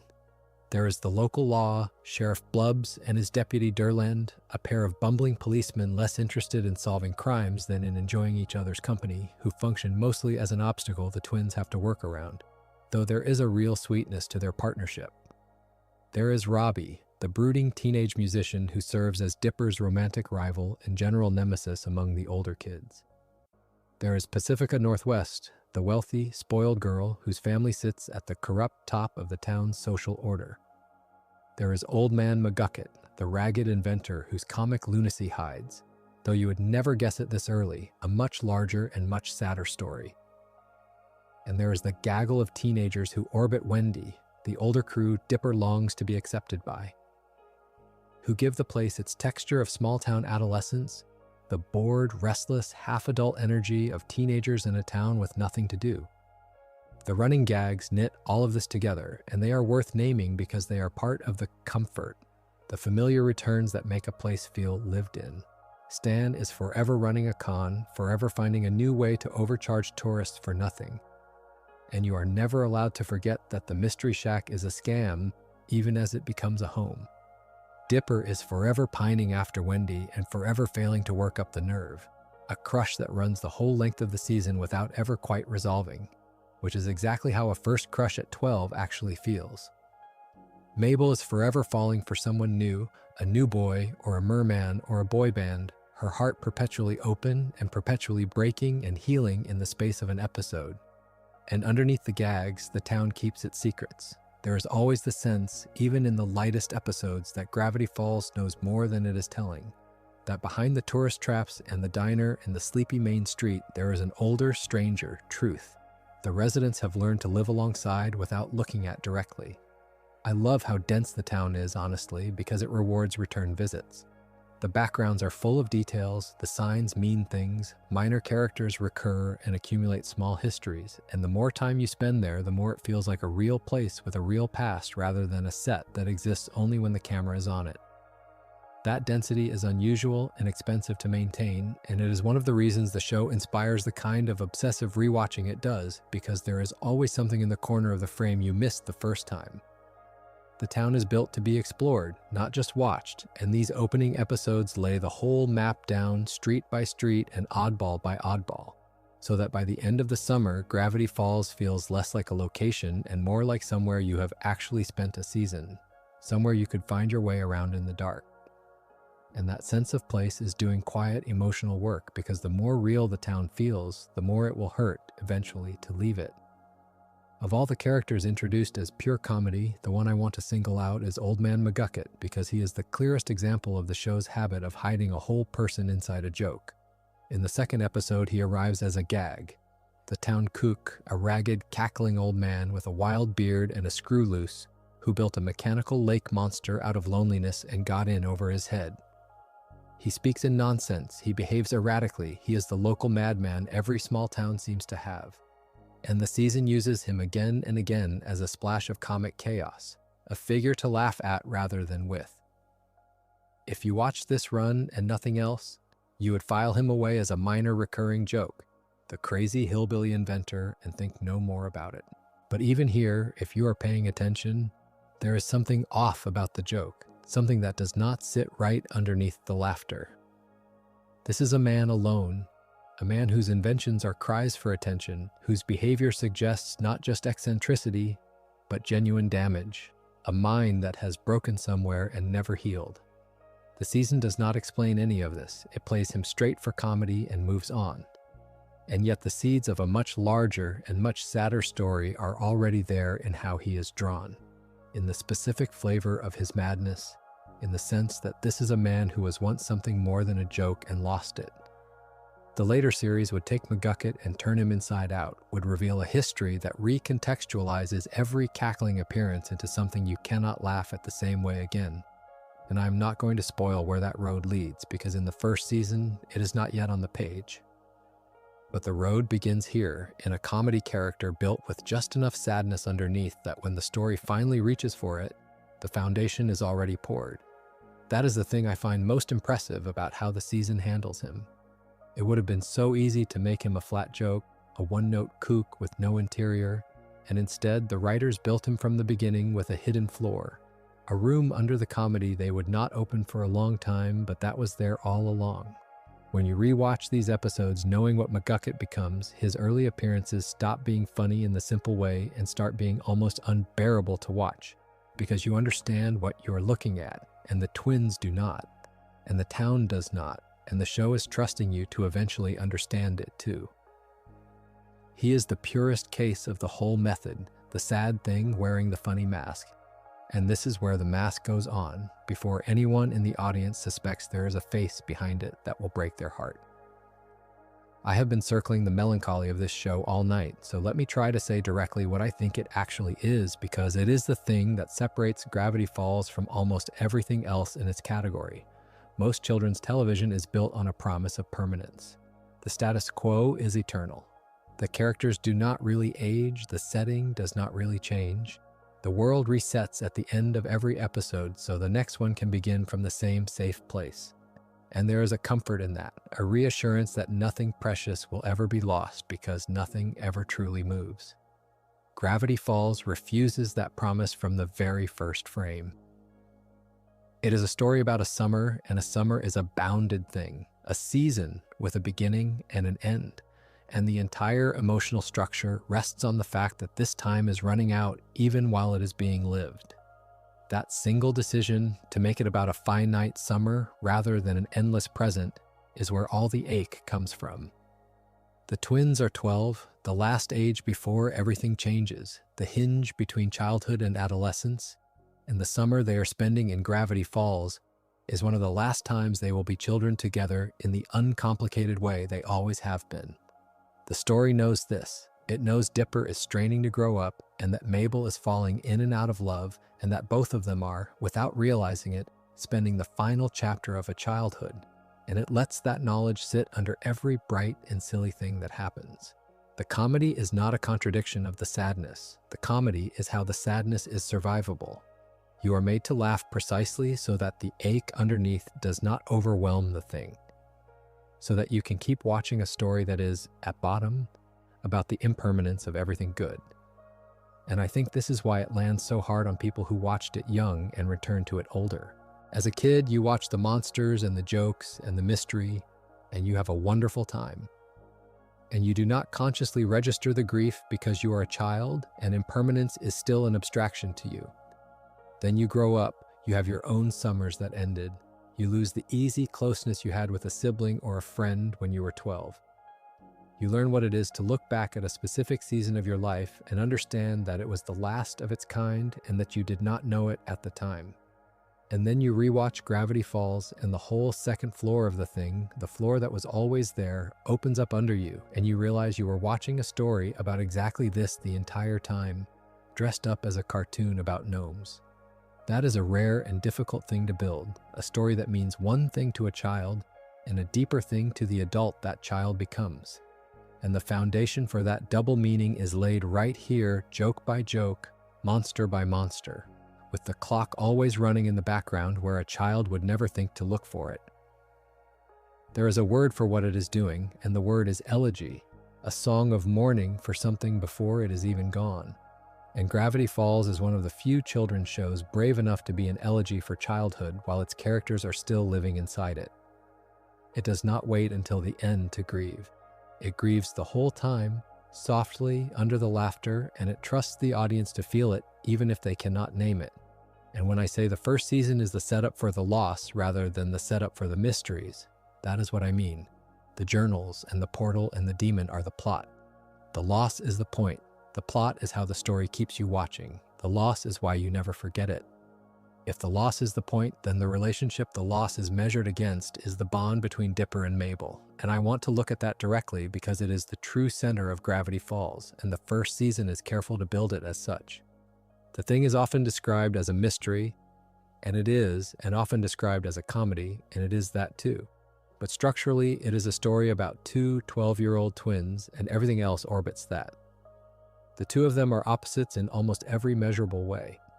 Dipper is the anxious one, the planner, the note-taker, the boy who wants to understand and control and figure things out, forever a little too worried, forever a little ahead of himself, reaching for adulthood before he is ready for it.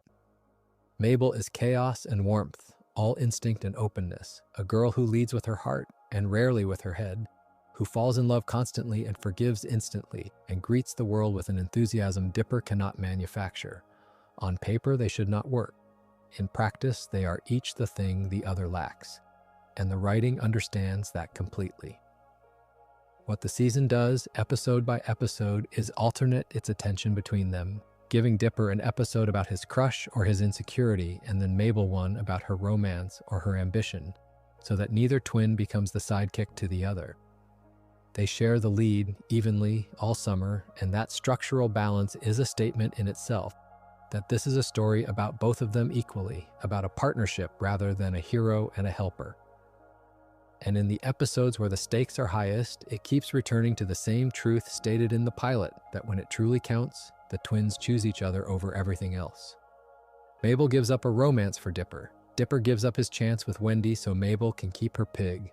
Over and over, the currency being spent is one twin sacrificing something they want for the other. And the account never runs dry because that is what the bond is, a standing agreement that the other one comes first. But here's what makes it more than sweet, and it is the thing the whole series is eventually building toward, so I will only gesture at it. The real threat to Dipper and Mabel is not any monster, it is not Gideon, and it is not even Bill. The real threat is time, is growing up, is the simple biological fact that twins who are inseparable at 12 do not stay inseparable, that adolescence pulls siblings in different directions, that the closeness they have now is precisely the kind adulthood erodes. The story knows the monsters are survivable and that growing apart might not be. And this first season, under all its comedy, is watching these two share what may be the last summer of their old, uncomplicated bond.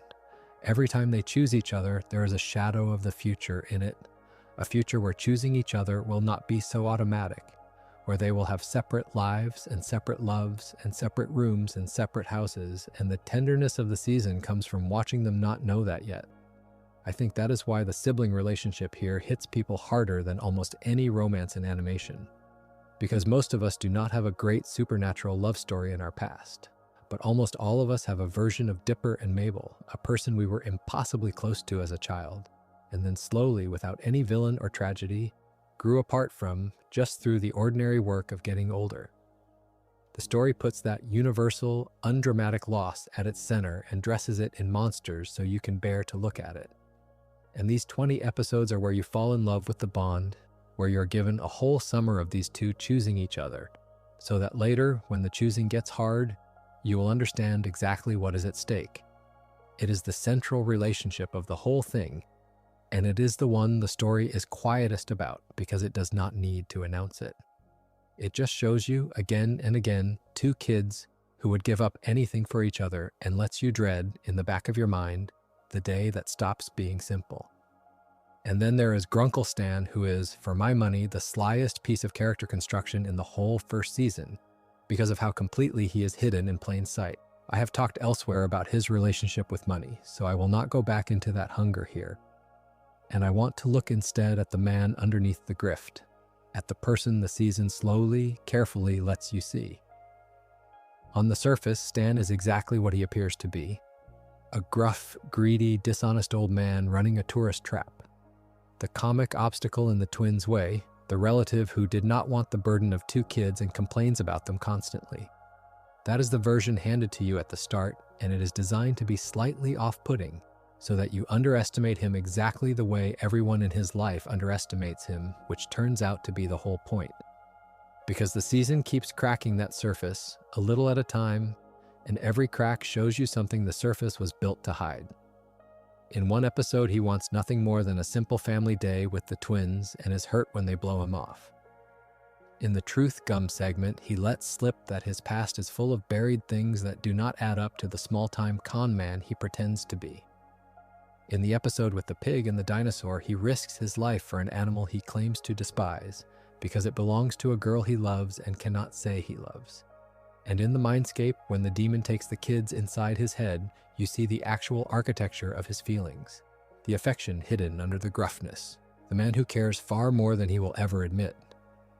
Piece by piece, the season assembles a portrait of someone performing worthlessness, deliberately as a defense, a man who has decided it is safer to be seen as a greedy fool than to let anyone see how much he feels.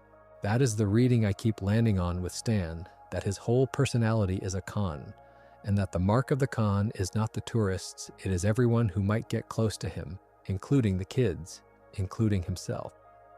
He keeps people at arm's length with insults and schemes because closeness is dangerous, because he is carrying secrets and guilt and grief we do not understand yet, and because somewhere in his past he learned that letting people in ends badly.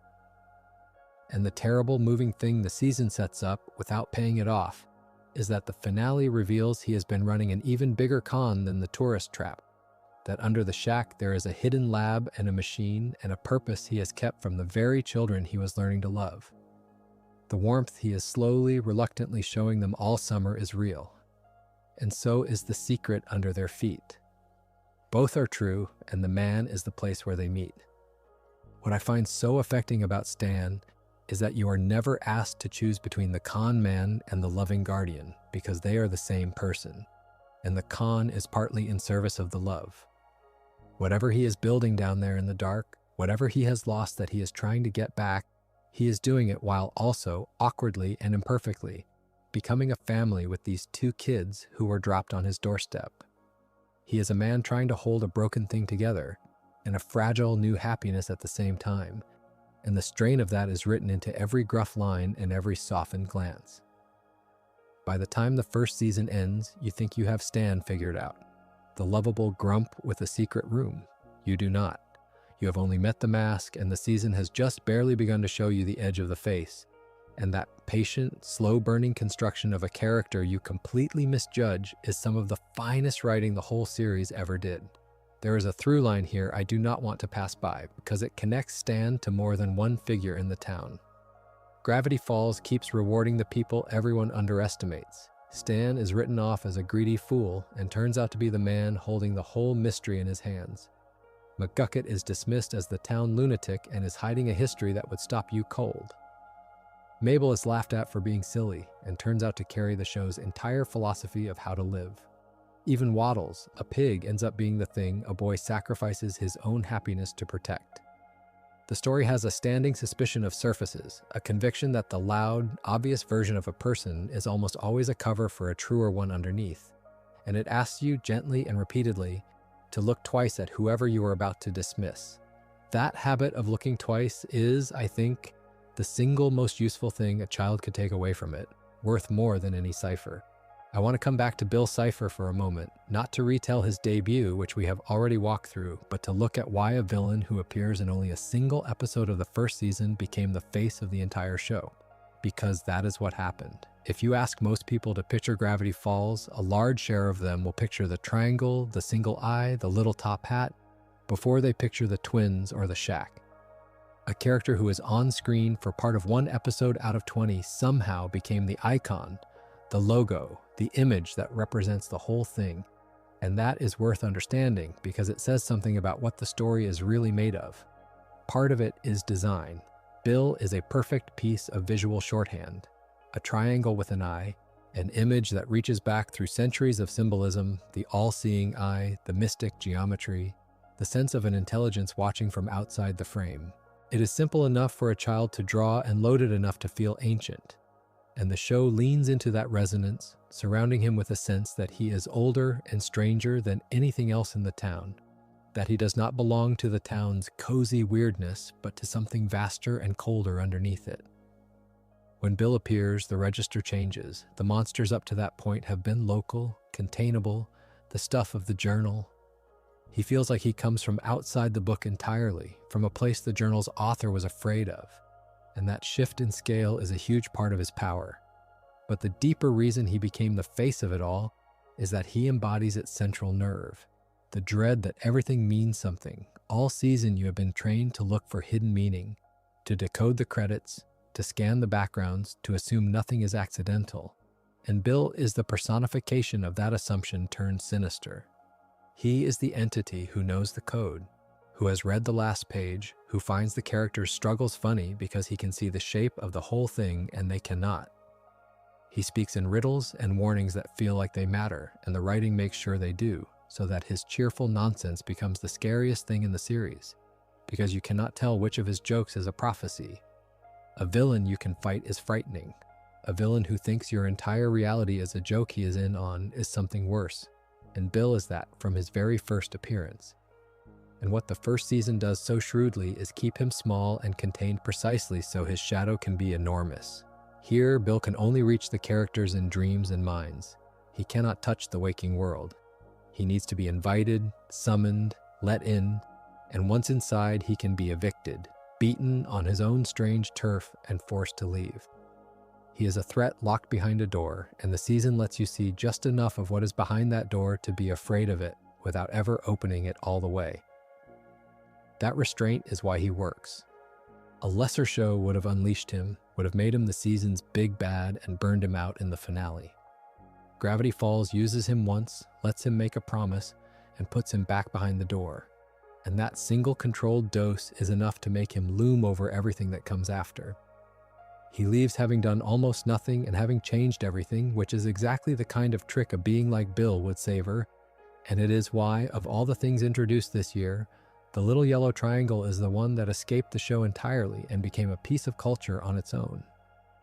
Running under every episode, holding the whole thing together like a spine, is the mystery of the journals and the person who wrote them, and it is worth pulling that thread out and looking at it on its own because it is the engine that turns a collection of monster stories into a single serialized narrative.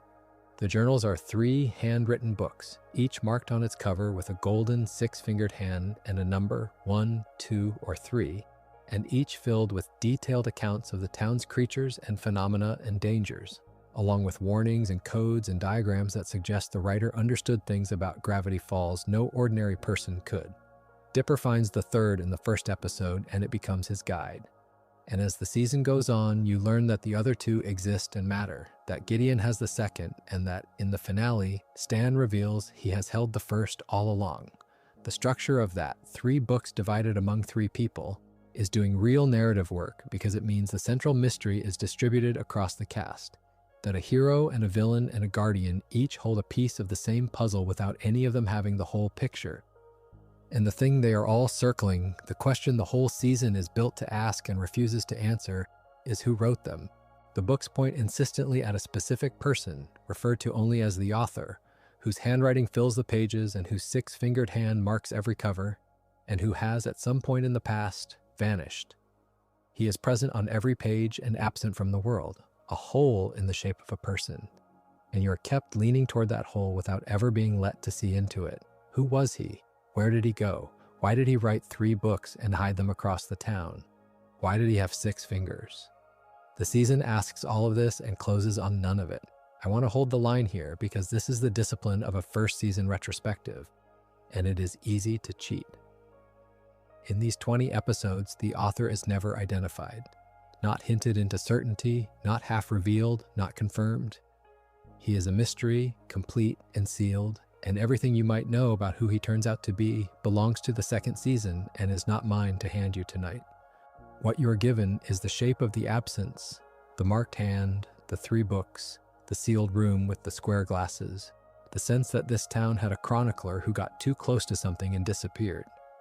The fandom, of course, could not leave that alone, and the theories multiplied across the long hiatuses, the loudest of them circling the idea that the author was connected to Stan, that the secret room and the hidden brother and the marked hand all belong to the same buried family story. But a theory is not a reveal, and in the first season the answer simply does not exist on screen yet. What I find beautiful about the author as the season handles him is that he is a mystery with grief built into him. This is not a puzzle about a cipher or a treasure, it is a puzzle about a missing person, someone who is here and is gone, someone whose absence Stan seems to feel and whose work drives Dipper's whole summer. The emotional register of the mystery is loss, the same note the whole show keeps sounding, a person-shaped hole at the center of the town that the journals keep trying to fill with knowledge and cannot fill with presence. And that is why it works as more than a hook. It is not just a question you are meant to want answered. It is a wound you are meant to feel, the sense that something was lost here before the twins ever arrived, and that finding out what happened to the author will mean finding out what the family has been mourning all along. The season plants that grief as a question mark and trusts you to carry it, and the carrying is part of what makes the eventual answer land as hard as it does. One of the things that becomes clear when you look at the season as a whole, rather than episode by episode, is just how much of it is set up, how densely it is seeded with things that will only bloom later. And that architecture deserves its own moment of appreciation because planning a story this far ahead is rare and hard and mostly invisible while it is happening. Consider what gets planted and does not pay off. In the very first episode, a man disappears behind a vending machine into a room the show will not explain for a very long time. In the body swap episode, a sealed laboratory and a pair of square glasses appear and are pocketed and left hanging. In an anthology episode, a piece of truth gum makes an old man let slip that his past is a lie, and the kids do not notice.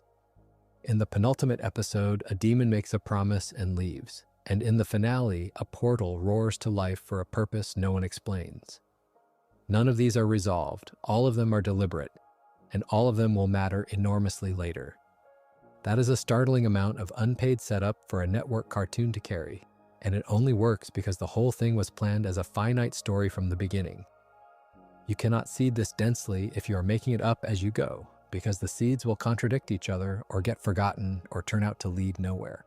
The reason the seeds in Gravity Falls all connect, The reason the vending machine and the glasses and the truth gum and the marked hand and the portal all turn out to be parts of one coherent story is that someone knew the ending before they wrote the beginning. The finite design is not just an artistic choice about when to stop, it is what makes the foreshadowing possible in the first place.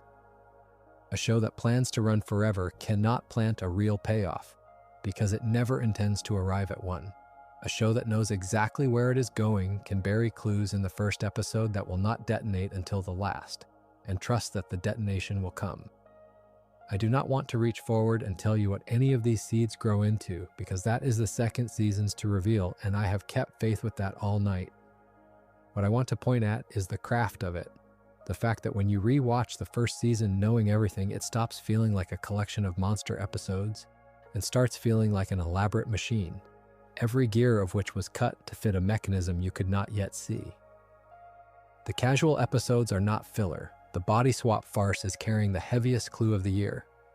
The silly anthology is hiding a confession. The finale spectacle is really a door opening onto the whole rest of the story. And the audience, on first watch, feels none of the weight of this, experiences it as a fun, weird, warm cartoon, which is exactly the trick, because the setups are invisible until they are not. And then, on the second watch, they are all you can see. This is why Gravity Falls rewards rewatching more than almost any show of its kind. The first watch is the mystery. The second watch is the architecture, the slow amazement of seeing how early everything was planted and how patiently it waited to harvest it.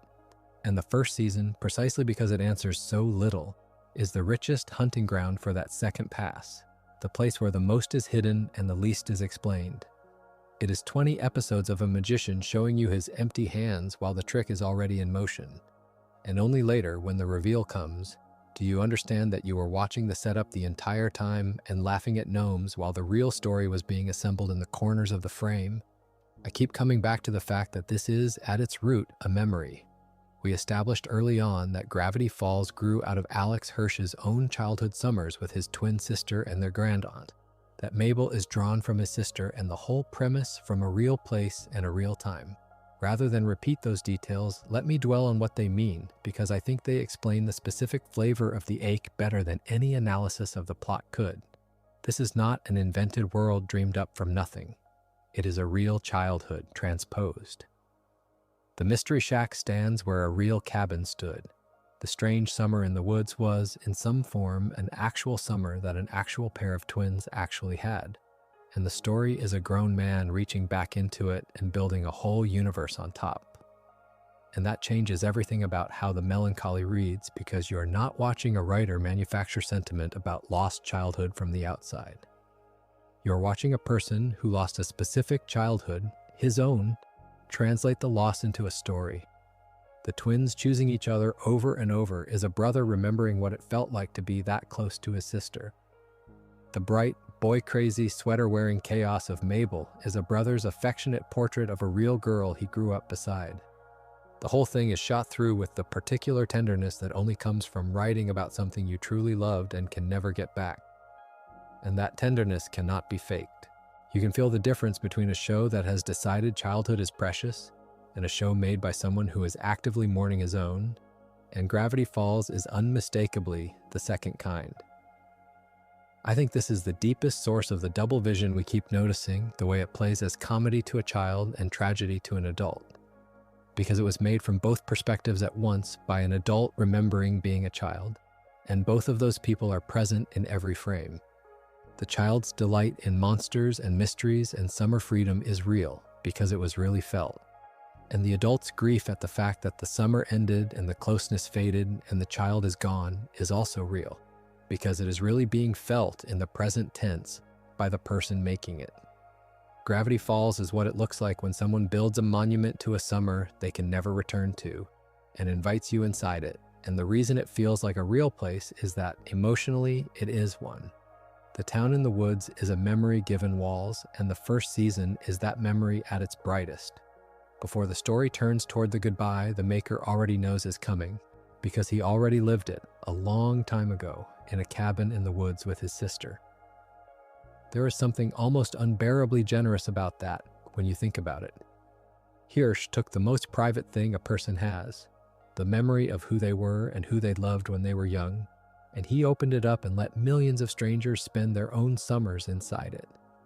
And the strangers felt that it was real, felt that they had somehow been let into someone's actual past, because they had. That is why people are so protective of this show, why they return to it, why they defend it. It is not just a good cartoon, it is somebody's childhood, offered up honestly, and the first season is the front porch of it, the way in, the bright beginning of a summer. The person who made it has been missing his whole life. Let me talk about Dipper and Wendy because the way the first season handles that crush is braver and more honest than the genre usually allows, and it is easy to underrate. Dipper is 12, Wendy is 15. That gap, 3 years, is enormous at that age, an entire developmental chasm, and his crush on her is completely hopeless from the start, and the story knows it is hopeless, and it never once pretends otherwise. This is not a will they won't they. It is a boy in love with an older girl who likes him, really likes him, as a friend and a little brother figure, and who's never going to feel about him the way he feels about her because she is at a different point in her life. And he is a child, and she is not cruel enough to lead him on, nor obligated to return what she does not feel. What I admire is that Dipper is refused the easy fantasy. It would have been simple, and it is what a lazier show would do to slowly warm Wendy toward him across the season, to reward his persistence with reciprocation, to teach the boys in the audience that if you like a girl enough and try hard enough, she will eventually be yours. Gravity Falls does not do that, and its refusal is a kind of respect, both for Wendy and for the audience. She is a full person with her own life, her own friends, her own boyfriend for part of the season, her own trajectory that has nothing to do with being a 12-year-old's reward. She is not a prize to be won by the plucky hero. She is a person Dipper loves, who does not love him back that way, which is the most common romantic experience there is, and one that fiction aimed at kids almost never tells the truth about. And crucially, his unrequited feelings are not treated as a tragedy or a failure. They are treated as part of growing up, painful and ordinary and survivable. Wendy remains his friend. The crush does not poison the friendship because she is kind, and because Dipper, for all his longing, is a good enough kid not to let it curdle into resentment the way it curdles in Robbie. The contrast is drawn deliberately between Dipper's crush, which stays warm because he ultimately wants Wendy to be happy, and Robbie's possessiveness, which sours into manipulation. The lesson, never stated but always present, is that loving someone who does not love you back is not an injustice done to you that the other person owes you nothing, and that the measure of you is whether you can keep being kind when you do not get what you want. A lot of people who grew up on this show did not realize until much later how unusual that was, how gently it modeled a healthy way to carry a hopeless crush, without entitlement and without bitterness. Dipper wants Wendy all summer and does not get her, and the story lets that be okay, lets it be a normal part of a boy's season rather than a wound. The plot has to heal with a kiss.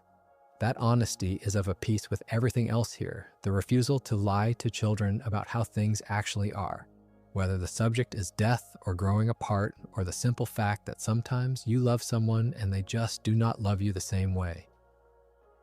The first season tells the truth about that, gently, without making a tragedy of it, and it is one more reason the show earned the trust of the people who watched it. There is a character I have not given enough time to, and that is Soos, the handyman, because he is the soul of the Mystery Shack in a way that is easy to overlook when you are tracking the mysteries. Soos is a grown man who is, in most of the ways that matter emotionally, still a child, guileless and kind and slow and utterly without malice. A person whose defining quality is that he loves the people around him with a total, uncomplicated devotion. He works for Stan, but the relationship is really closer to family, an older man and the younger one who has attached himself to him, each filling a gap in the other's life that neither would ever put into words. And Soos, more than anyone, is the one who makes the shack feel like a home rather than a workplace, because his loyalty to the place and the people in it is so complete and so freely given. What the first season builds underneath all the monster hunting is a found family, and Soos is the clearest proof of it. Look at who actually lives in the orbit of the Mystery Shack. There is Stan, an old man who has kept everyone at a distance his whole life. There is Soos, a young man who seems to have attached himself to Stan in the absence of other family. There is Wendy, a teenager working a summer job. And there are the twins, 2 kids dropped off for a season by parents we barely hear about. None of these people chose each other in any conventional sense. They were assembled by circumstance, by employment and obligation, and the accident of family, thrown together in a rickety wooden tourist trap in the woods. And across the summer, without ever announcing it, they become a family, a real one, the kind you build rather than the kind you're born into. That theme, the family you make, is one of the warmest things going, and it runs softly alongside the theme of the family you lose. Because the twins are, in one sense, losing their childhood and their easy closeness across this summer, and in another sense, they are gaining a whole second family, a great uncle who learns to love them, and a handyman who becomes like an older brother, and a teenage girl who becomes a friend. Both of those movements are held at once, the loss and the gain, and neither one is made simple. Growing up costs you things. It also gives you things, new people, chosen bonds, a wider circle than the one you were born into.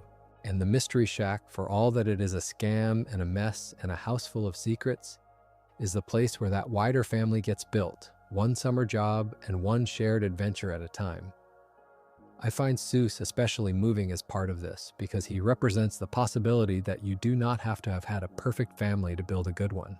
He has clearly known some absence in his own life, some gap where more family should have been, and he has responded not by closing off the way Stan did, but by opening up, by loving the shack and its people so hard that he manufactures the family he did not get.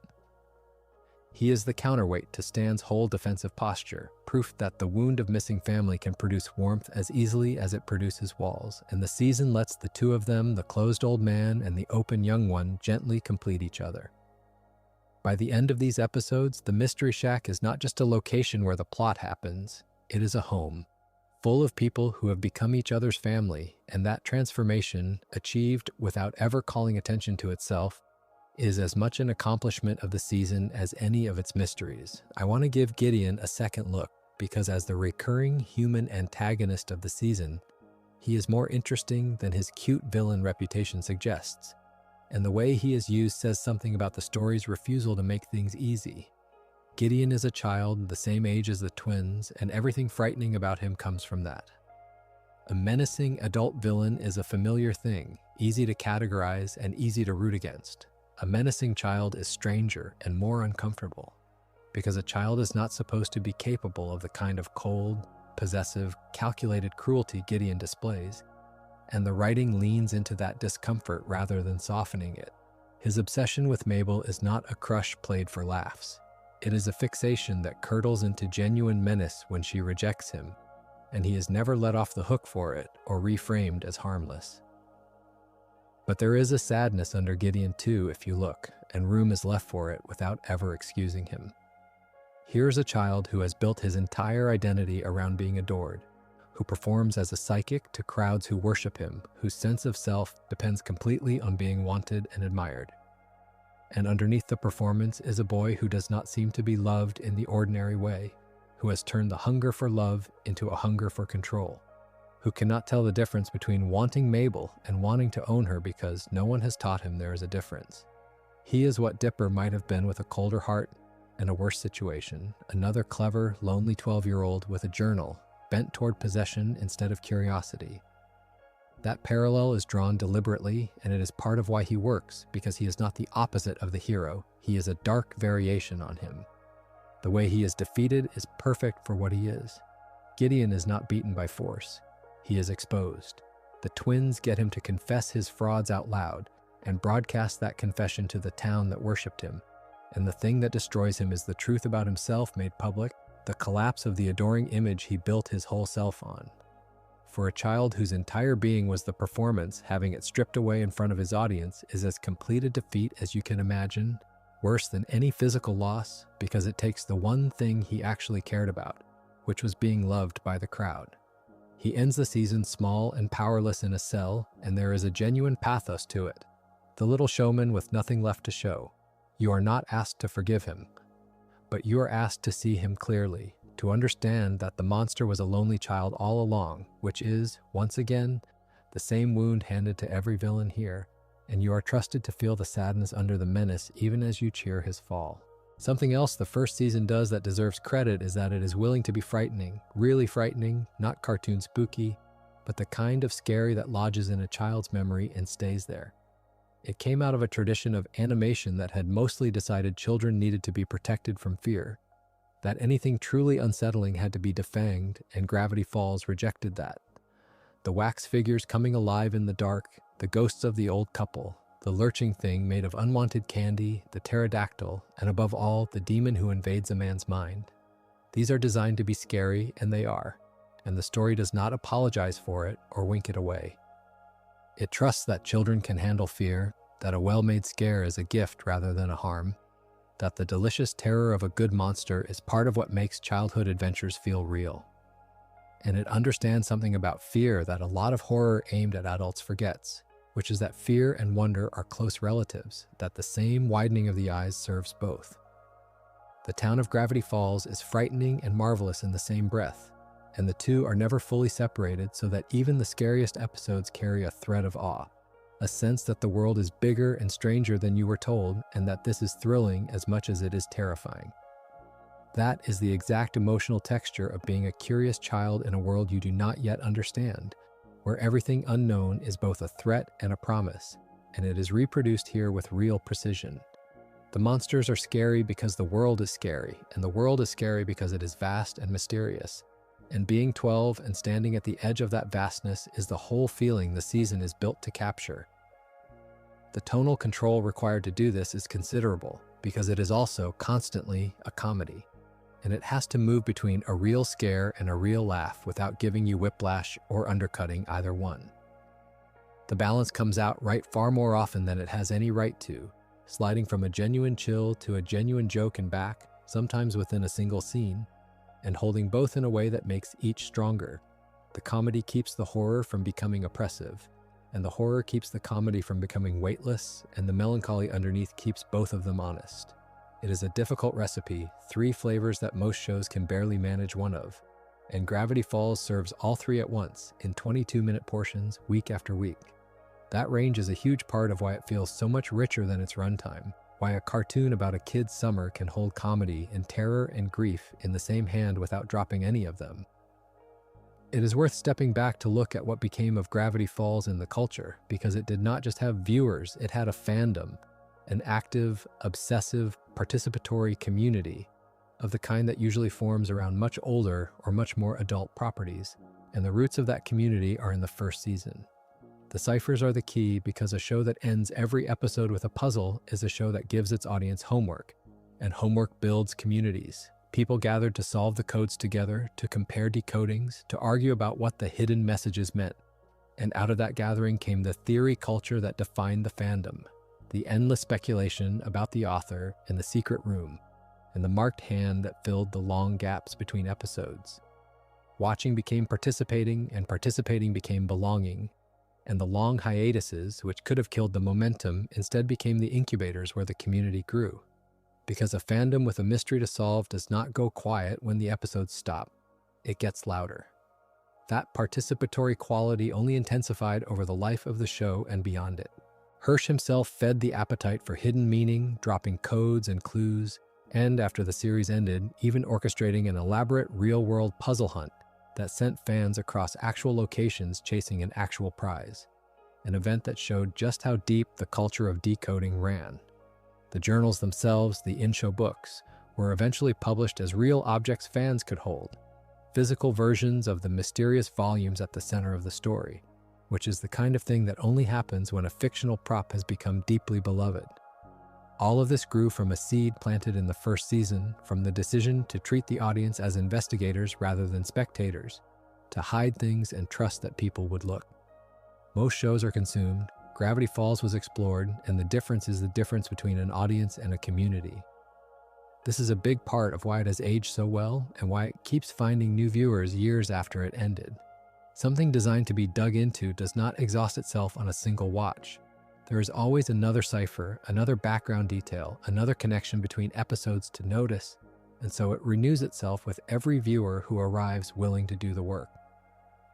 And because it ended on its own terms, complete and unspoiled by decline, it exists as a finished, self-contained object, a whole story with a beginning and an end, which is increasingly rare and increasingly precious in an era of shows that run until they collapse.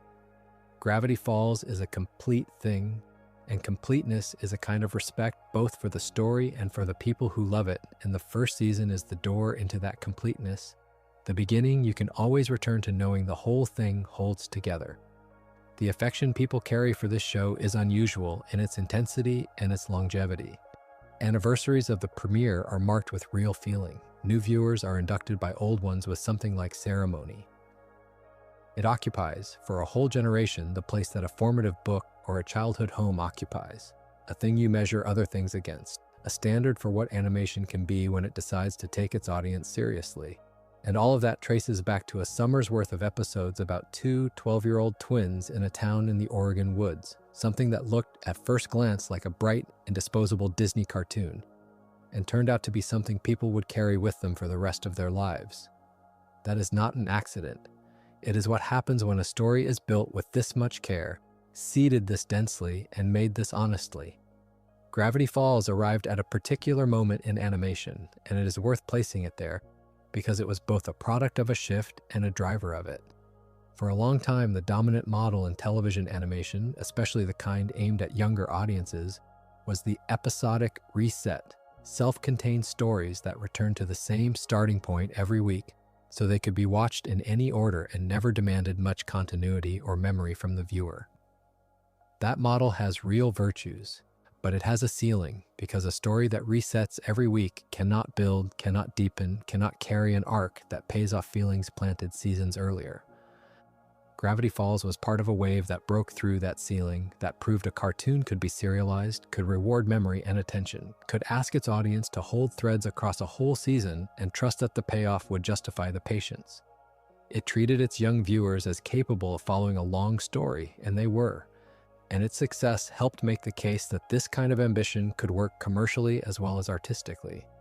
What it demonstrated, more specifically, is that emotional seriousness and formal ambition were not incompatible with a mass young audience, that you did not have to choose between being popular and being real.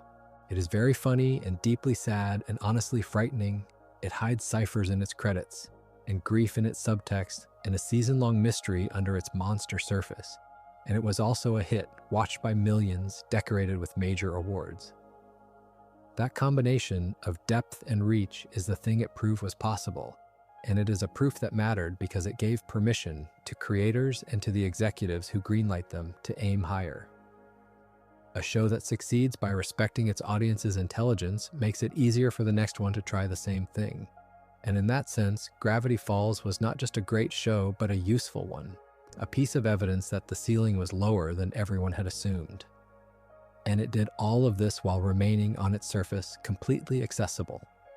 This is the part that is easy to lose. For all its hidden depths and its cryptography and its long arcs, it is not difficult to watch. A small child can enjoy it purely as a funny cartoon about a kid's weird summer and never notice the machinery underneath. And that accessibility is not a compromise, it is a design principle. It was built in layers so that every viewer, from the youngest to the deepest digging, gets a complete experience at whatever depth they are ready for. The child gets the monsters and the jokes.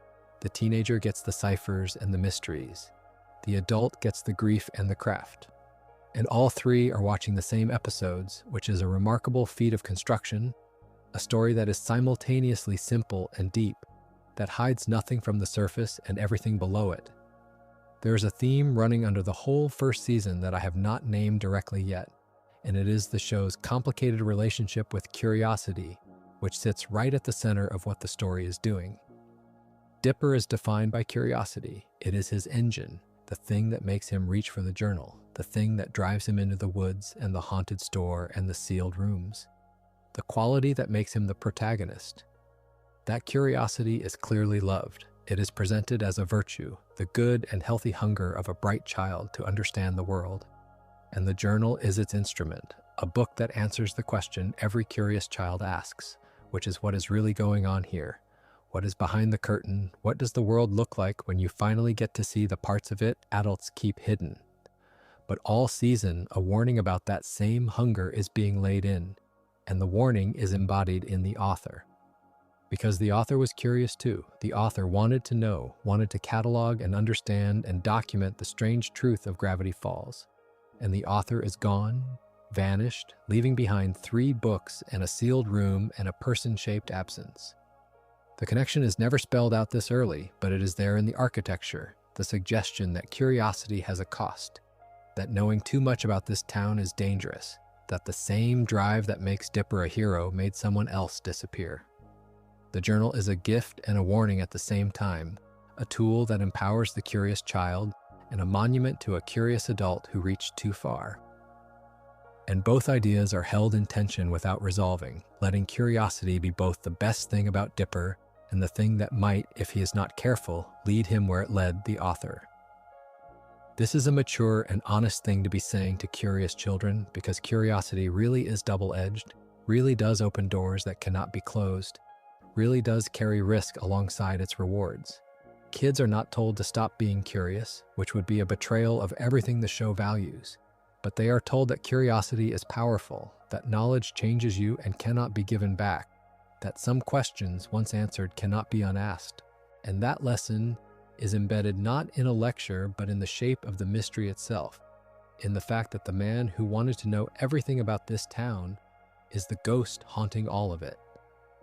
Dipper spends the season chasing the author's knowledge without fully reckoning with the author's fate, and you are trusted to feel the shadow the second casts over the first, the sense that the book in the boy's hands was written by someone the same book may have destroyed. It is a warning wrapped in a gift, handed to you page by page, and left for you to decide how afraid to be. If Dipper is the show's curiosity and its anxiety, then Mabel is its joy, and I do not want to leave her only as a sister Dipper sacrifices for, because she is a whole philosophy on her own, and her exuberance is treated with a seriousness that is easy to miss under all the glitter. It would be simple to read Mabel as the comic relief, the boy-crazy, sweater-wearing goofball whose function is to be silly while Dipper does the real work of the plot. But that is not how she is written, and the more you watch, the clearer it becomes that her joy is not naivety, it is a choice, a way of meeting the world every bit as considered as Dipper's caution, and often wiser. Watch how she operates across the season. She loves fast and forgives faster. She throws herself at every new person and every new experience without the fear that governs her brother. She loses, sometimes badly, to Pacifica, to circumstance, to the simple unfairness of the world, and she does not let the losses close her down.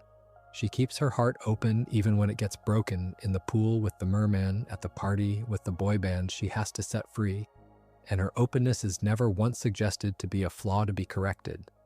If anything, her way keeps being proven to work, her willingness to be ridiculous and warm and undefended a strength the more guarded characters lack. When the founder of the town turns out to be a joyful goofball, you are being told directly that Mabel's silliness is not a weakness but a lineage, a noble tradition of people who chose delight over dignity. I think Mabel is the answer the show offers to the dread it keeps raising. The author's fate warns that knowledge can destroy you. Dipper's anxiety shows the cost of always looking ahead and always being afraid. And Mabel stands against all of that as living proof that there is another way to be. That you can meet a strange and frightening and impermanent world with joy rather than fear. That the correct response to a summer you know will end is not to brace against the ending, but to love the summer completely while it lasts. She is the one who knows how to say goodbye, remember, the one who loves the merman knowing he will leave. Her joy is not ignorance of loss, it is the thing that makes loss survivable. And in a story this preoccupied with endings and grief and the running out of time, Mabel's stubborn, glittering, undefeated happiness is not a comic sideshow, it is the emotional thesis, the argument for how to live inside a world that does not last. The season gives Dipper the mysteries, but it gives Mabel the answer, and the answer is to love things while you have them, out loud, without embarrassment, right up until they are gone. Around the episodes themselves, the show spun off a small constellation of shorter pieces, and while I want to avoid overstating exactly which of them belong to the first season, since the timing blurs the boundary, they are worth mentioning as part of the larger footprint. Across its life, the series produced a run of shorts, brief segments that lived alongside the main episodes, including a set built around Dipper, walking the audience through some corner of the town's weirdness, little supplementary field guides to the strange. These were minor by design, snacks rather than meals, but they fed the same appetite the main show fed, the desire to spend more time in the town, and they were part of how it kept its audience company between the long gaps in the broadcast schedule. And the footprint grew beyond the screen over time into the published journals and the puzzle hunts and the endless theorizing, all of which was only possible because the core, these 20 episodes, was built solid enough to bear the weight of everything that grew on top of it. The season is the trunk, everything else is branches, and the branches only reach as far as they do because the trunk is as solid as it is. I want to say a word about Waddles before we start pulling the threads together, because that pig deserves it, and because he is the quiet exception to almost everything else the season is doing. Nearly every relationship in Gravity Falls is complicated. Dipper's love for Wendy is hopeless. Stan's love for the twins is buried under a decade of self-protection. Gideon's love for Mabel is a sickness. Even the twins, who are the beating center of the whole thing, love each other across a widening gap they cannot yet see. And then there is Waddles, who arrives in the 9th episode and is, from that moment on, the one relationship in the show with no shadow in it at all. Mabel loves the pig loves Mabel, and there is nothing else to say, no catch, no cost, no ticking clock buried in it.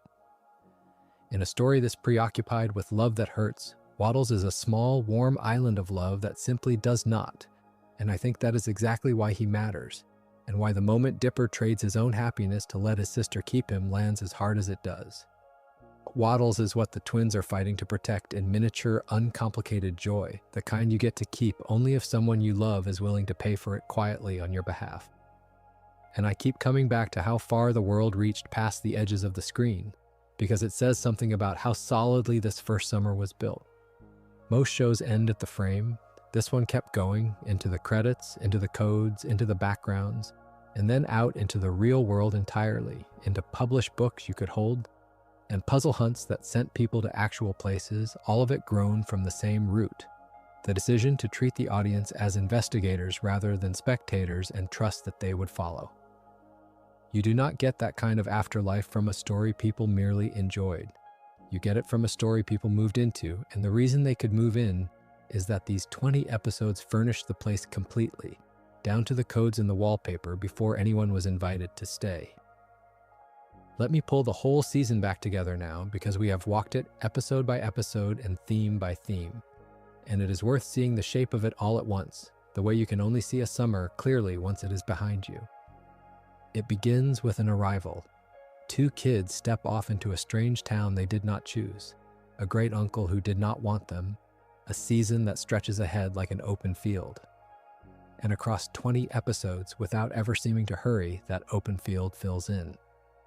The town reveals itself, the family forms, the mysteries accumulate, and it ends not with an arrival but with a threshold, a man descending into a hidden lab and switching on a machine, a door opening onto everything the second season will become. Between those 2 points, an entire small world is built, and an entire family is softly assembled, and the movement from one to the other is the real story, more than any single monster along the way. What strikes me most, looking at it whole, is how the tone deepens without ever announcing that it is deepening. The early episodes are lighter, closer to pure Monster of the Week comedy, gnomes and wax figures and lake monsters. And as the summer goes on, almost imperceptibly, the weight increases. The mysteries stop feeling like isolated puzzles and start feeling connected. Stan stops being a joke and starts being a question. The journal stops being a fun gadget and starts being a warning. Gideon escalates from a business rival to a real threat. And then a demon arrives, and then a portal, and by the end you look back at the gnomes and realize you were never watching a Monster of the Week show at all. You were watching the opening movement of a serialized tragedy that was very good at pretending to be a comedy. It teaches you how to watch it as you go, and by the finale you are watching a different thing than you thought you started, except it was always this thing and you just could not see it yet. And underneath the whole arc, the thing I keep returning to is the clock. This is a story about a summer, and a summer ends, and you are never let to forget it, even when it seems to be about nothing more than a haunted convenience store or a body swap carpet. The twins are 12, poised at the last edge of childhood. The closeness they share is the kind that time will erode. The town they are falling in love with is a place they will eventually have to leave. The great uncle they are learning to trust is hiding something that will complicate everything. Every warm thing built this season is built on borrowed time, and the story knows it. And that knowledge is the melancholy that gives the comedy its depth. Walking through all 20 episodes in a single stretch the way we have tonight does something that watching them scattered across a year of broadcasts never could, which is that it lets you feel the season as a single object, a whole shape, rather than a string of separate adventures. When these episodes first aired, spread across more than a year with a long silence in the middle, the audience experienced them as isolated events, a monster here, a mystery there, a demon near the end. Taken together, in order, close, it stops feeling episodic at all. It feels like a novel, a continuous thing with a rising line running under it. The light stories at the start giving way to the heavier ones, the isolated puzzles revealing themselves as parts of one design, the family tightening and the mystery darkening until the whole thing tips over the edge of the finale. And what the whole reveals is how little of it is wasted. There is barely an episode that does not either plant a seed, deepen a character, or state a theme, and usually all three at once. Even the anthology hides a confession. Even the body swap farce carries the heaviest clue of the year. Even the silliest romance teaches Mabel how to say goodbye. There is a particular comfort in a story you already know the ending of. And Gravity Falls has become that kind of story for a lot of people. The one they return to not to be surprised, but to be steadied. Once you have watched it all the way through, the first season stops being a mystery and becomes something closer to a memory, a place you can go back to knowing exactly what is there, which is its own kind of pleasure. You know the twins will choose each other. You know Stan is hiding more than he shows. You know the demon is coming and the portal is waiting, and knowing all of it does not spoil the season, it enriches it. Because now you can watch for the seeds instead of the surprises, can appreciate the craft instead of chasing the plot, can sit inside the summer without the anxiety of not knowing how it turns out. That is why people re-watch this more than almost anything else, and why it works so well as something to have on in the quiet hours. It asks nothing of you the second time except that you be present, and it gives back the warm familiarity of a place you have been before. It comforts too because of what it is fundamentally about, which is family and belonging and the love you build in an unlikely place. Underneath all the monsters and mysteries, the emotional core is deeply reassuring. A story about two kids who are dropped somewhere strange and lonely and end up finding a home there, finding people who become their family, finding that the world is bigger and stranger and more full of wonder than they knew. That is a hopeful thing at bottom, even with all the melancholy woven through it, because the melancholy is the melancholy of loving something, and you only grieve what you were lucky enough to have. It is sad the way a good memory is sad, which is to say it is mostly warmth with an edge of loss, and that particular blend soothes rather than distresses, the emotional equivalent of a fire in a cold room. The sadness and the comfort coming from the same source. Before we close, I want to place the season in a slightly larger frame, because Gravity Falls belongs to an old and resonant tradition, even as it does something new with it. There's a whole lineage of stories about strange small towns, places that hide something older and darker under their sleepy surfaces, where the ordinary and the impossible sit side by side, and the locals have learned not to ask too many questions. And there is a parallel lineage of stories about the formative summer, the single season of childhood that changes everything, the last stretch of time before a child crosses over into whatever comes next. Gravity Falls sits at the intersection of those two traditions, the mysterious town and the summer that changes everything, and it braids them so tightly that you cannot separate them, so that the mystery of the town and the coming of age of the twins become the same story told from two directions. That intersection is powerful because both traditions are really about the same thing, the discovery that the world is not what you were told it was. The Strange Town story is about learning that reality has hidden rooms, that beneath the surface of the ordinary there is something vast and secret. And the formative summer story is about a child learning the same lesson in a different key.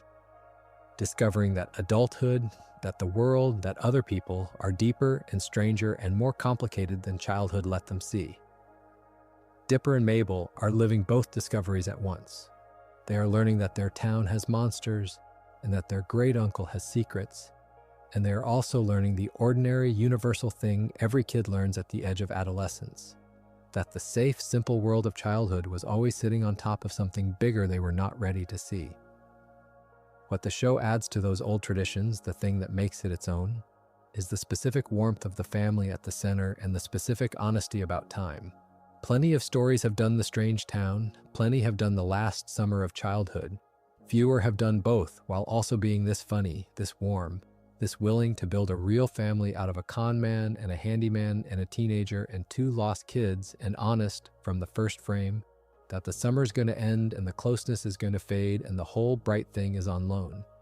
That, in the end, is what Gravity Falls is, a story that is always more than it appears, that hides its grief and its comedy and its meaning and its backgrounds and its whole heart under a con man's gruff exterior. 20 episodes, one summer, a family being built, and a childhood being spent, and a machine humming in the dark under all of it. The mysteries are the plot, the reason you keep watching. The loss is why you never forget it. And the season teaches you to love a family, a town, a summer, and a pair of twins so completely that when the story eventually asks you to let all of it go, the letting go will mean something. So as we come to the end of the first summer, let me pull back one last time, gently, the way you pull a blanket up over someone who is already half asleep. Gravity Falls occupies a strange and lasting place in the culture now. It was a bright cartoon on a children's channel that turned out to be one of the more carefully made, deeply felt, and softly sad pieces of television of its era, something that treated its young audience as intelligent and its subject, the end of childhood, as worth grieving. It arrived looking like a summer diversion and left as something people carry for the rest of their lives, a standard they measure other shows against, a place they return to when they need the particular comfort of a story that already ended and ended well. And it did all of this in only 2 summers on screen, 40 episodes, a finite and complete thing, made by a person turning his own lost childhood into a world millions of strangers could walk into and call home. The first season is the doorway. It is the arrival, the bright beginning, the summer before the story turns toward everything it becomes. It is the twins stepping off into a town they did not choose, and slowly, without noticing, falling in love with it and with each other and with a great uncle who did not want them and learns to. It is gnomes and wax figures, and a merman, and a boy band, and underneath all of it, a clock and a machine, and a goodbye that has not started yet. Knowing what the story becomes only makes the beginning sweeter because you know how much these characters are about to be given and how much they are about to lose, and you get to watch them here, at the start, before any of it, simply having a summer. If you have been drifting off somewhere in the middle of all this, that is exactly as it should be, and the town will still be here whenever you want to come back and walk through it again. Thank you for spending this time in Gravity Falls with us, in the woods and the mystery shack and the long summer light. If you enjoyed the video, make sure to subscribe and I'll see you in the next one.